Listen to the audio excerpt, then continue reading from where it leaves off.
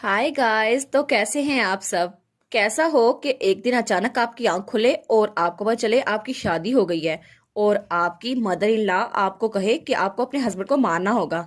लेकिन उस सूरत में आप क्या करेंगे कि आप अपने हस्बैंड को पॉइजन दे देंगे या फिर नहीं। तो कुछ ऐसा ही होता है हमारी हीरोइन के साथ। तो चले कहानी को शुरू करते हैं। जो कहानी आज मैं एक्सप्लेन करने वाली हूँ उसका नाम है I thought you are a time limited husband. और कहानी बहुत जरा मजे की है।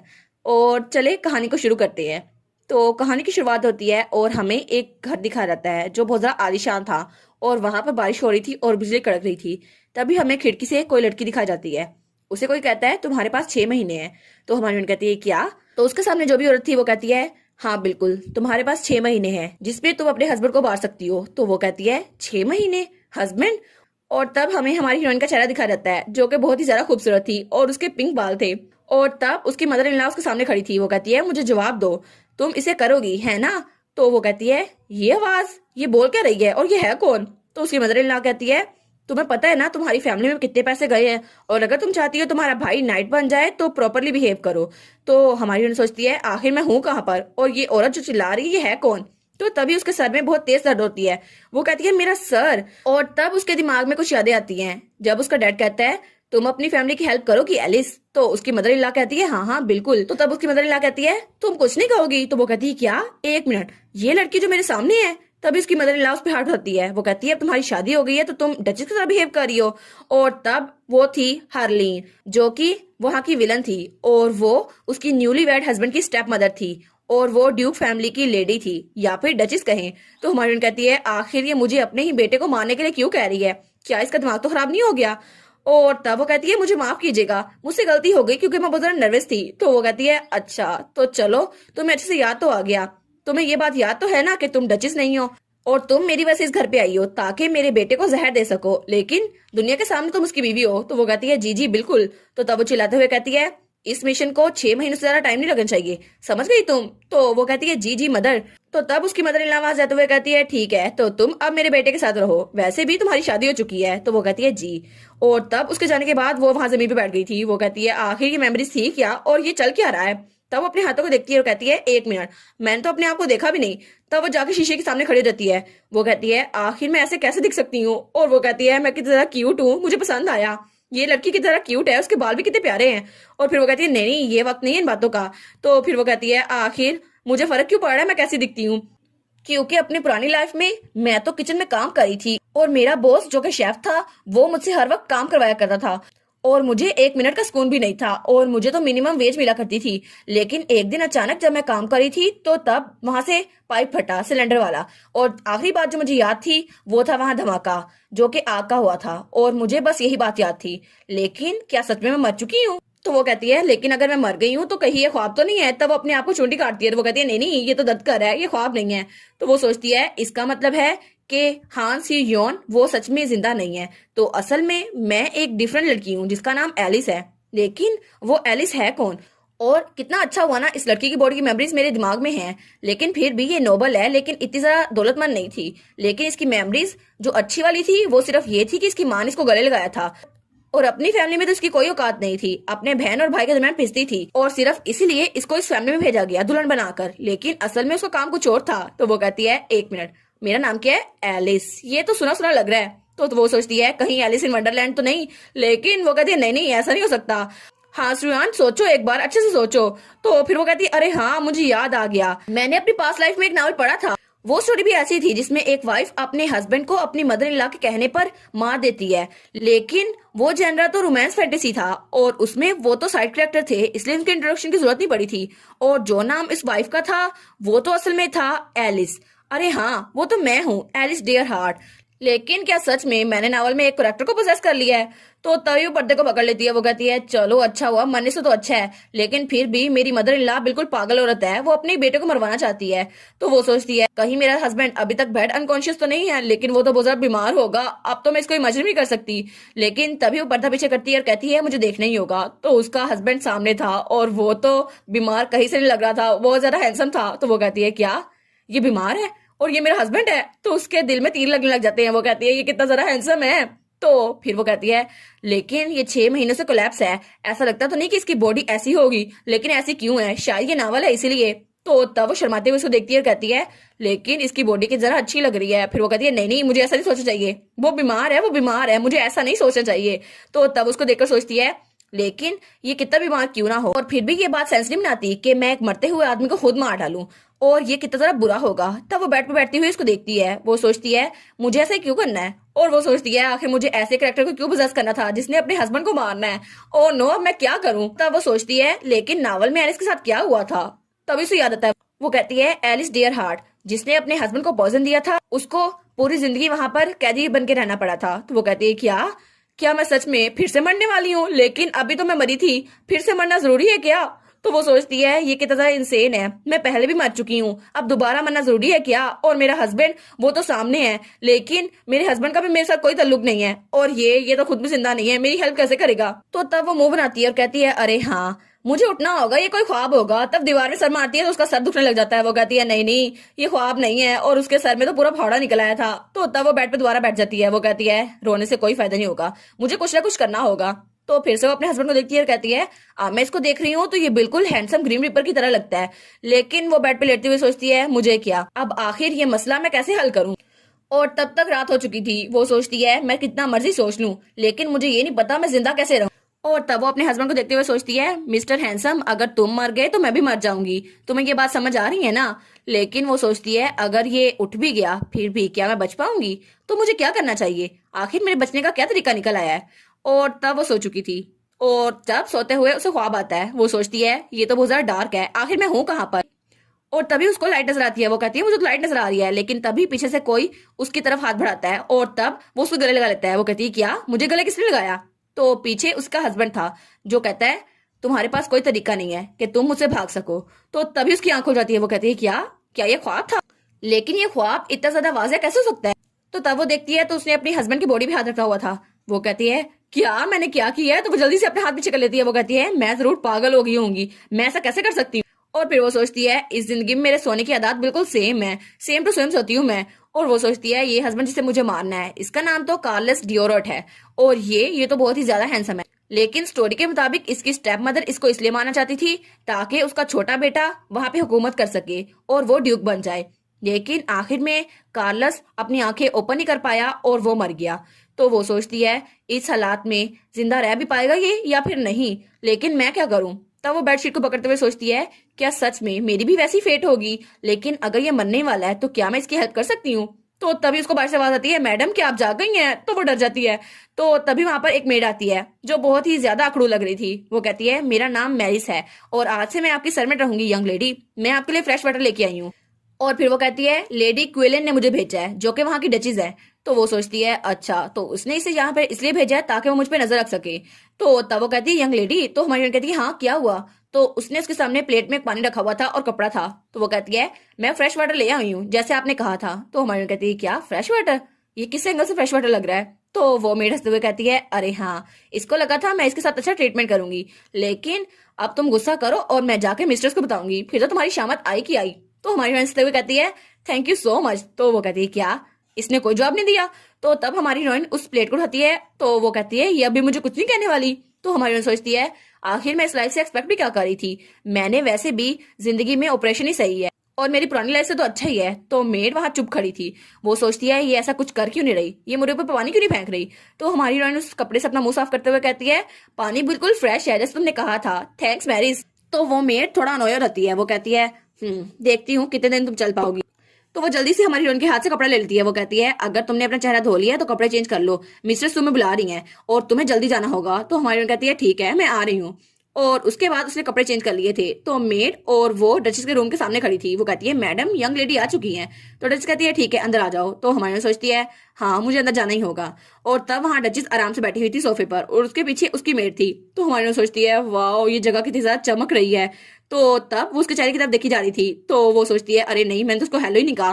तो तब वो कहती है मदर इन लॉ क्या आपको अच्छी नींद आई। और तब उसे ग्रीट करती है और वो सोचती है मैंने हेलो भी कहा फिर भी इसने मुझे जवाब नहीं दिया। तो उसकी मदर इन लॉ कहती है अब तुमने हेलो कर तो दिया है, अब आराम से यहाँ पर आकर बैठ जाओ। तो वो सोचती है क्या ये इतनी अकड़ू क्यों है, आखिर इसका मुंह ऐसा क्यों है। तो रजिस कहती है मोर इम्पोर्टेंटली क्या डॉक्टर पहुंच गया? तो उसकी मेड कहती है जी जी वो पहुंचने वाले हैं।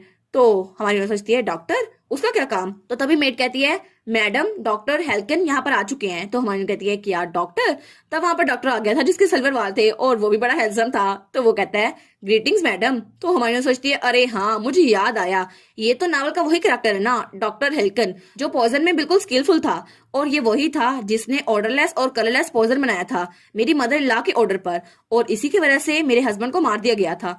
तो तब जजिस कहती है तुम तो लेट हो हेल्किन। तो वो कहता है मुझे माफ कीजिएगा लेकिन मेरा पॉइजन उठाते हुए नीचे गिर गया था इसी वजह से। तो वो हमारी हीरोइन को देखता है और कहता है ओ तो क्या आप भी यहाँ पर काम करने वाली हैं? और तब उसे ग्रीट करते हुए कहता है आपसे मिलकर अच्छा लगा यंग मिस्ट्रेस, मैं हूँ डॉक्टर हेल्कन स्पैन। तो हमारी हीरोइन हंसते हुए सोचती है अच्छा तो तुम हो मेरी मदर इन लॉ के हंटिंग डॉग। तो वो सोचती है शायद मुझे इसके जरिए अपना रास्ता खोलना चाहिए। तो वो कहती है आपसे मिलकर भी अच्छा लगा डॉक्टर हेल्कन, प्लीज आप मेरा ख्याल रखिएगा। और तब हमारी हीरोइन सोचती है शायद मुझे इसके जरिए अपनी जिंदा रहने के लिए रास्ता ढूंढना चाहिए, लेकिन क्या मैं ये कर पाऊंगी या फिर नहीं। तो तब डचीज डॉक्टर से पूछती है तो क्या हम इसको ये पॉइजन दें तो क्या वो 3 महीनों के अंदर मर जाएगा? तो डॉक्टर हंसते हुए कहता है हाँ हाँ बिल्कुल, और वैसे भी ये हम स्मॉल अमाउंट में दे रहे हैं और इसकी वजह से उनके ऑर्गन्स डिके होंगे और फिर भी कोई ट्रेस वाकई नहीं बचेगा, इसलिए आपको फिक्र करने की जरूरत नहीं है, किसी को पता नहीं चलेगा। तो हमारी सूप अपनी शक्ल देखते हुए सोचती है ऑर्गन डिके होंगे लेकिन कोई इतना जालिम कैसे हो सकता है? तो डचीज हंसते हुए कहती है पॉइजन कैलियस को मार देगा है ना, बड़ा अच्छा है, लेकिन ये तो और भी ज्यादा अच्छा है, वो आराम से मर जाएगा। तो तब हमारी हीरोइन कैलिस को देखती है तो वो सोचती है ये कितना जरा घटिया है। तो वो कहता है हाँ हाँ एक्सपेंसिव, ये एक्सपेंसिव होगा इसलिए आपको फिक्र करने की जरूरत नहीं है। तो कैलिस सोचता है ये मुझे घूर क्यों रही है? तो डचीज कहती है लेकिन अगर उसके आर्गन डिके हो गए क्या उसे पेन फील होगी? तो कैलिस कहता है नहीं नहीं उसको पेन फील नहीं होगी, वो तो बिल्कुल अपनी नींद में मर जाएगा। तो डचीज कहती है चलो अच्छा हुआ। तो हमारी सोचती है ओहो ये उसके लिए बहुत ज्यादा रहम खा रही है, लेकिन ये असल में रहम नहीं है। तो डचीज कहती है चलो लेकिन 3 महीने थोड़ी जल्दी हैं। तो डॉक्टर कहता है क्या? तो वो कहती है हाँ हाँ 16 साल की उम्र में वो यहाँ का ड्यूक बन गया था, लेकिन उसकी वजह से उसकी सक्सेशन अप्रूव हो गई, लेकिन मेरा छोटा बेटा उसके 16 साल के होने में अभी 6 महीने बाकी हैं, इसलिए हमें उसके 16 साल के होने तक ब्रांच को थोड़ा और पुश करना चाहिए ताकि वो तब तक जिंदा रहे। तो डॉक्टर कहता है जी जी आपने कहा कि आपका बेटा बनेगा, ठीक है तो मैं स्लीपिंग पॉइजन बना दूंगा ना, वैसे भी आपने मुझे कहा था स्लीपिंग पॉइजन बना दो। तो डची कहती है हाँ तुम टाइटल अपने पास रखो लेकिन मैं डची को मैनेज कर लूंगी, और वैसे भी जब तक मेरा बेटा अडल्ट ही बन सकता तब तक मैं ही डचीस हूँ। तो डॉक्टर कहता है आप फिक्र ना करें, मैं स्लीपिंग पॉइजन को कंट्रोल कर सकता हूँ, उसकी वजह से वो 6 महीने में मरेगा। तो डची कहती है क्या तुम इसे डिले कर सकते हो? तो वो कहता है हाँ हाँ मुझे बस उसके अमाउंट को कंट्रोल करना होगा जो ड्यूक को दिया जा रहा है। तो हमारी सोचती है क्या अमाउंट को कंट्रोल करना है? तो तब वो कहती है मदर क्या मैं इस अमाउंट को कंट्रोल कर सकती हूँ? उसकी मदर इन लॉ कहती है हाँ बिल्कुल तुम ऐसा करोगी। तो तभी वहां पर एक मेड आती है, वो कहती है यंग लेडी और यंग मास्टर ने आपको एक लेटर भेजा है। तो उसकी मदर इन लॉ बहुत ज्यादा खुश रहती है, वो कहती है सच में मेरे बच्चों ने मुझे लेटर भेजा है, वो तो अकेडमी में बहुत ज्यादा बिजी होंगे, चलो उसको ले आओ। तो हमारी उन्होंने सोचती है क्या सच में ये कितनी ज्यादा डिफरेंट लग रही है अपने बच्चों के लिए और उसके लिए जो कि ड्यूक वहां पर बिस्तर पे पड़ा हुआ है। तो वो कहती है मदर तो फिर मैं अभी लीव लेती हूँ, मैं भी जा रही हूँ। और डचिस कहती है हाँ ठीक है तुम जाओ यहाँ से, और उसके बाद वो कमरे से बाहर निकल गई थी। तो तब वो कहती है डॉक्टर क्या मैं आपसे थोड़ी देर के लिए बात कर सकती हूँ एक खामोश जगह पर? तो वो कहता है जी बिल्कुल। और उसके बाद वो मेड बाहर ही खड़ी थी, उसको हमारी मेड ने कहा था हम लोग एक इंपॉर्टेंट मैटर डिस्कस करने वाले हैं तो तुम प्लीज बाहर ही रुको। तो वो मेड कहती है आखिर क्यों उसने मुझे बाहर रोक दिया, मुझे उसकी बातें सुननी थी। तो हमारी हीरोइन कमरे में आ गई थी, वो सोचती है अच्छा तो ये है हेल्कन का स्टूडियो, ये साउंड प्रूफ तो है लेकिन फिर भी कन्वर्सेशन के लिए बिल्कुल परफेक्ट है। तो तब पीछे वो बुक शेल्फ को देखकर सोचती है तो ये है वो।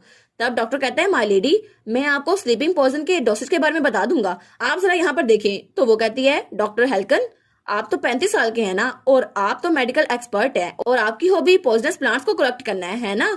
तो वो कहता है माय लेडी आप आखिर ये बात क्यों कर रही है? तो वो कहती है मुझे तुम्हारे बारे में बहुत कुछ पता है। वो कहता है मुझे नहीं पता आपको इस बारे में कैसे पता, लेकिन आप मुझ में बहुत ज्यादा इंटरेस्ट ले रही हैं। तो वो कहती है हाँ हाँ तुम मेरी मदर के जरिए यहाँ पर आए हो इसलिए मुझे पता है, तुम्हें ये नहीं होगा कि मुझे ही सब कुछ पता हो। वो कहता है हाँ हाँ लेकिन मुझे क्या फर्क पड़ता है, मेरे पास कोई चीज छुपाने के लिए नहीं है, और वैसे भी अगर आप मेरे साथ बदतमीजी से बात करेंगी तो मैं मैडम को बता दूंगा, वो इस बात को बर्दाश्त नहीं करेंगी। तो हमारी बहन कहती है अच्छा तो मैडम तो सच में इस बात को बर्दाश्त नहीं करेंगी कि तुमने ड्यूक की प्रॉपर्टी में ये सब कुछ किया हुआ है। तो वो कहता है क्या मैंने क्या किया हुआ है? प्लीज आप क्या बात कर रही हैं, ऐसे ना कहें, वैसे भी आप बकवास कर रही हैं। तो वो कहती है वहां पर देखो। तो वो कहता है क्या वहां पर? तो हमारी बहन कहती है उस शेल्फ को अभी मैं गिरा दूं तो सबको पता चल जाएगा तुमने वहां पर क्या छुपाया हुआ है। तो वो कहता है नहीं आप ऐसा नहीं कर सकती। तो हमारी बहन कहती है अच्छा ठीक है अगर तुम यही चाहते हो तो मैं भी जाकर उनको बता देती हूँ। तो वो जल्दी से हमारी बहन का हाथ पकड़ लेता है, वो कहता है प्लीज नहीं आप ऐसा नहीं कर सकती, आप ऐसा कैसे कर सकती हैं? तो हमारी बहन स्माइल करते हुए कहती है हाँ मैंने नावल में ये सब कुछ पढ़ लिया था, इसलिए मुझे पहले ही पता है। उस शेल्फ के पीछे उसकी एक पर्सनल स्पेस है जहां पर उसने पॉइजनस प्लांट को कलेक्ट किया हुआ है और वो बहुत ज्यादा रेयर है। मेंशन की प्राइस के मुताबिक हेल्कन इस कंफ्यूजन का एडवांटेज लिया कि कैलियस वो कोलैप्स हो गया है और इसकी वजह से वो अपने पॉइजनस प्लांट यहाँ पर उगा रहा है। तो वो सोचती है ये आदमी अपने एक्शन से इतना सारा बुरा तो नहीं लग रहा, लेकिन इतना अच्छा भी नहीं लग रहा। चलो मुझे इसकी वीकनेस तो पता चल गई, अब तो ये अच्छा हुआ। तो तब वो हंसते हुए कहती है हेल्किन, अगर मैं इस बात को मैडम को रिवील कर दूं क्या तुम बच पाओगे? तो वो बहुत ज्यादा डर गया था। तो वो कहता है नहीं, अगर ऐसा हुआ तो मैं तो मौत से बच ही नहीं पाऊंगा, उसकी वजह से वो मुझे मार देंगी या फिर मुझे पॉइजन दे देंगी। तो हमारी कहती है फिक्र मत करो, मैं नहीं चाहती कि तुम मरो, वैसे भी हमें एक ट्रांजैक्शन करनी होगी। तो वो कहता है क्या ट्रांजैक्शन? तो हमारी कहती है हाँ बिल्कुल, मुझे एक चीज चाहिए, अगर तुम चाहते हो तो वो मुझे दे सकते हो। तो वो कहता है क्या क्या चीज चाहिए आपको? और उसके बाद सीन चेंज होता है और हमें हमारे हीरो का कमरा दिखा जाता है। तो वहां पर एक आदमी था, वो कहता है यंग लेडी। तो हमारी कहती है जी। तो वो कहता है मैंने सुना है कि अब से आप ड्यूक की मेडिसिन को मैनेज करेंगे। तो हमारी सोचती है ये आदमी, ये तो ड्यूक का बटलर है जो है अडोल, और ये तो ड्यूक का इकलौता आदमी बच गया इस मेंशन में और सिर्फ इसी को ड्यूक की फिक्र है। और उसकी मदर इन लॉ जो कि वहां पर आती थी ताकि ड्यूक के बारे में किसी को पता न चल जाए, लेकिन वो हर मुमकिन कोशिश कर रहा था कि ड्यूक होश में आ जाए। लेकिन ड्यूक की मॉम पब्लिक इमेज की वजह से हमारी हीरोइन को वहां पर ले आई। और तब वो कहती है इसके अलावा उसने बटलर को कैरियर से अलग कर दिया और ड्यूक की डेथ को इंश्योर करने के लिए एलिस यानी कि मैं यहाँ पर आ गई। तो वो कहता है माय लेडी। तो हमारी कहती है अरे हाँ, मैं ड्यूक की मेडिसिन को संभाल रही हूँ, तो फिक्र करने की जरूरत नहीं है और मैडम ने ये कहा है। तो वो कहता है अच्छा ठीक है, तो प्लीज मुझे मेडिसिन लाने दे। तो वो कहती है नहीं नहीं, मेडिसिन तो मेरे पास है, देखो ना ये देखो, और अब तो तुम्हें यहाँ से जाना चाहिए। तो वो कहता है क्या? तो फिर वो कहता है ठीक है मैं यहाँ से जाता हूँ। तो हमारी हीरोइन तब हमारे हीरो के पास आती है और उसको देखती है, और तब हमारी हीरोइन उस मेडिसिन को देखकर सोचती है पता नहीं मुझे उसे ये मेडिसिन देनी भी चाहिए या फिर नहीं, मुझे माफ कर देना, लेकिन मुझे भी जिंदा रहना है और इसके लिए मुझे ये करना ही पड़ेगा। और तब वो उसके बेड पे बैठ चुकी थी और तब वो ड्यूक को देखती है और फिर अभी वो उसको दवाई पिलाने लगती है कि दोबारा से वही मेड आ जाती है। तो हमारी हीरोइन डर जाती है, वो कहती है ये यहाँ पर क्यों आ गई? तो वो कहती है मैरिस क्या हुआ है? तो मैरिस कहती है मैडम ने मुझे कहा कि मैं कंफर्म कर दूं कि आप अपनी ड्यूटीज परफॉर्म कर भी रही हैं या फिर नहीं, और चले शुरू करते हैं। तो हमारी सोचती है अरे हाँ, ये मैडम की चमची फिर से आ गई मुझ पर नजर रखने, और वो सोचती है चलो अच्छा ही हुआ है, अगर मैरिस इसे खुद देख रही है तो उसे इस बात पर यकीन आ जाएगा कि मैंने दवाई दी है। तो तब वो शीशी खोलती है और ड्यूक के गले में उतारने लगती है, और तब तक उसने उसको दवाई पिला दी थी। तो वो कहती है देखा शीशी खाली हो गई, मैंने उसको दवाई पिला दी। तो मैरिस वो कहती है हाँ पिला तो दिया आपने, लेकिन वो सोचती है पता नहीं इसने ऐसा क्यों किया, ये ऐसा क्यों कर रही है, ये मुझे शिकायत का मौका क्यों नहीं दे रही। तो हमारी कहती है अगर तुम्हारे पास कोई और काम नहीं है तो प्लीज यहाँ चले जाओ, मुझे भी रेस्ट करना है, और वैसे भी इसको भी साफ कर देना। तो वो कहती है ठीक है मैं वापस जाती हूँ। और उसके जाने के बाद हमारी हीरोइन हमारे हीरो को देखती है और कहती है तुम फिक्र ना करो, क्योंकि मैंने तुम्हें जो दिया है वो पॉइजन नहीं था, वो दवाई थी। और तब उसे याद आता है जब डॉक्टर को उसने कहा था मुझे एक एंटीडोट चाहिए। तो डॉक्टर ने कहा था क्या एंटीडोट, लेकिन उसे बनाना तो इम्पॉसिबल है। तो वो कहती है इम्पॉसिबल? तो वो कहती है लेकिन अगर ये इम्पॉसिबल है तो अभी जाके मैं तुम्हारी मैडम को अभी तुम्हारे शेल्फ्स के बारे में ना बता दूं, फिर तो ये इम्पॉसिबल नहीं लगेगा। तो वो कहता है नहीं नहीं, मैं आपको बता रहा हूँ ये सच है कि मैं झूठ नहीं बोल रहा, वैसे भी जो पॉइजन को दिया गया है उसका कोई एंटीडोट नहीं है, सिर्फ डिवाइन पावर उसको ठीक कर सकती है। तो हमारी कहती है तो तुम चाहते हो कि ड्यूक कभी जिंदा ही ना हो, कभी दोबारा उठे ही ना? वो कहते हैं नहीं नहीं बिल्कुल नहीं, असल में मैं उनको पॉइजन नहीं देना चाहता, लेकिन अगर मैं उनको पॉइजन दूंगा तो आधे साल में मर जाएंगे, 6 महीनों में, लेकिन अगर हमने उनको पॉइजन ना भी दिया फिर भी वो मर ही जाएंगे। तो तब वो कहती है हेल्किन मेरी कोई इंटेंशन नहीं है कि ड्यूक को पॉइजन दूं, इसलिए तुम मुझे एंटीडोट बना के दो। वो कहते हैं क्या, लेकिन आप उनको पॉइजन क्यों नहीं दे रही, मैडम को क्या कहेंगी? तो वो कहती है आपसे तुम ऐसा प्रिटेंड करना जैसे तुम ड्यूक को पॉइजन दे रहे हो मेरे जरिए, लेकिन हम मदर इन लॉ को रिसीव करेंगे। तो वो कहता है जी बिल्कुल। तो तब उसने उसको हेल्थ सप्लीमेंट्स दी थी। तो हमारी सोचती है सच में इसके अलावा कोई ऑप्शन नहीं है। तो तब ड्यूक को कहती है मैंने पूरी कोशिश की तो मैं बचा सकूं, लेकिन ऐसा लगता है कोई और तरीका नहीं है, और वैसे भी मैंने सुना था तुम बहुत ज्यादा यंग और टैलेंटेड हो, लेकिन अब मुझे झूठ बोलना पड़ रहा है, और वैसे भी मदर इन लॉ को मैं झूठ बोलूंगी और इसकी वजह से तुम बच जाओगे। तब उसको देखती है तो वो सोचती है ये कितना ज्यादा हैंडसम है, सो के भी कितना हैंडसम लग रहा है, लेकिन कितनी छोटी लाइफ है ना इसकी, कितनी वेस्ट जाएगी। और तब वो सोचती है आखिर में जब वो मर जाएगा 1 साल के अंदर अंदर, तो फिर ड्यूक की साइड से हर कोई डिसअपेयर हो जाएगा, और तब उसकी स्टेप मदर यहाँ की डचेस बन जाएगी लीगली तौर पर, और तब कैलियस पूरी तौर पर मर जाएगा और उसका नामो निशान मिट जाएगा। लेकिन ऐसा कुछ नहीं है जो मैं कर सकती हूँ, और वो थोड़ा परेशान हो जाती है। तो तब उठते हुए कहती है ठीक है, लेकिन कम से कम मेरे पास कोई रेगरेट नहीं बचेगा। तब वो जाते हुए हमारे हीरो के स्लीव्स को देखती है, वो कहती है क्या तुम्हारे हाथ कांप रहे हैं? तो तब उसके हाथ को देखती है तो वहां पर एक जख्म था जो कि बहुत ही ज्यादा गहरा था। वो कहती है आखिर इसके हाथ में इतना गहरा जख्म क्यों है? वो सोचती है मुझे पता है इसको पेन फील नहीं हो रही, लेकिन फिर भी ये दर्द तो कर रहा होगा ना थोड़ा थोड़ा। तो फिर वो उसके जख्म पे हाथ रखते हुए कहती है चलो कम से कम मैं इसको पॉइजन नहीं दे रही, लेकिन फिर भी इसके वाउंड्स को तो निगलेक्ट नहीं करना चाहिए ना, कम से कम इस पे पट्टी तो कर देनी चाहिए। तो वो सोचती है शायद मैं उसकी लाइफ बचा सकती, लेकिन कम से कम मैं इसके वाउंड को हील कर सकती। तो तब उसके हाथ से रोशनी निकलती है और तब उसके हाथ से मैजिक होता है। वो कहती है क्या मेरे हाथ से? तब वो अपने हाथों को देखती है और कहती है आखिर मेरे हाथों से लाइट क्यों निकल आई? और वो अपने हाथों को देखकर बहुत ज्यादा परेशान थी, लेकिन फिर वो कहती है नहीं नहीं कुछ गलत होगा, शायद मेरे दिमाग की गलती होगी। तो तब वो वहां पर देखती है तो उसके हाथों का जख्म वो थोड़ा हील हो गया था। वो कहती है क्या जख्म अपने आप हील हो गया? और जो मेरे हाथों से रोशनी निकली थी क्या वो डिवाइन पावर हो सकती है?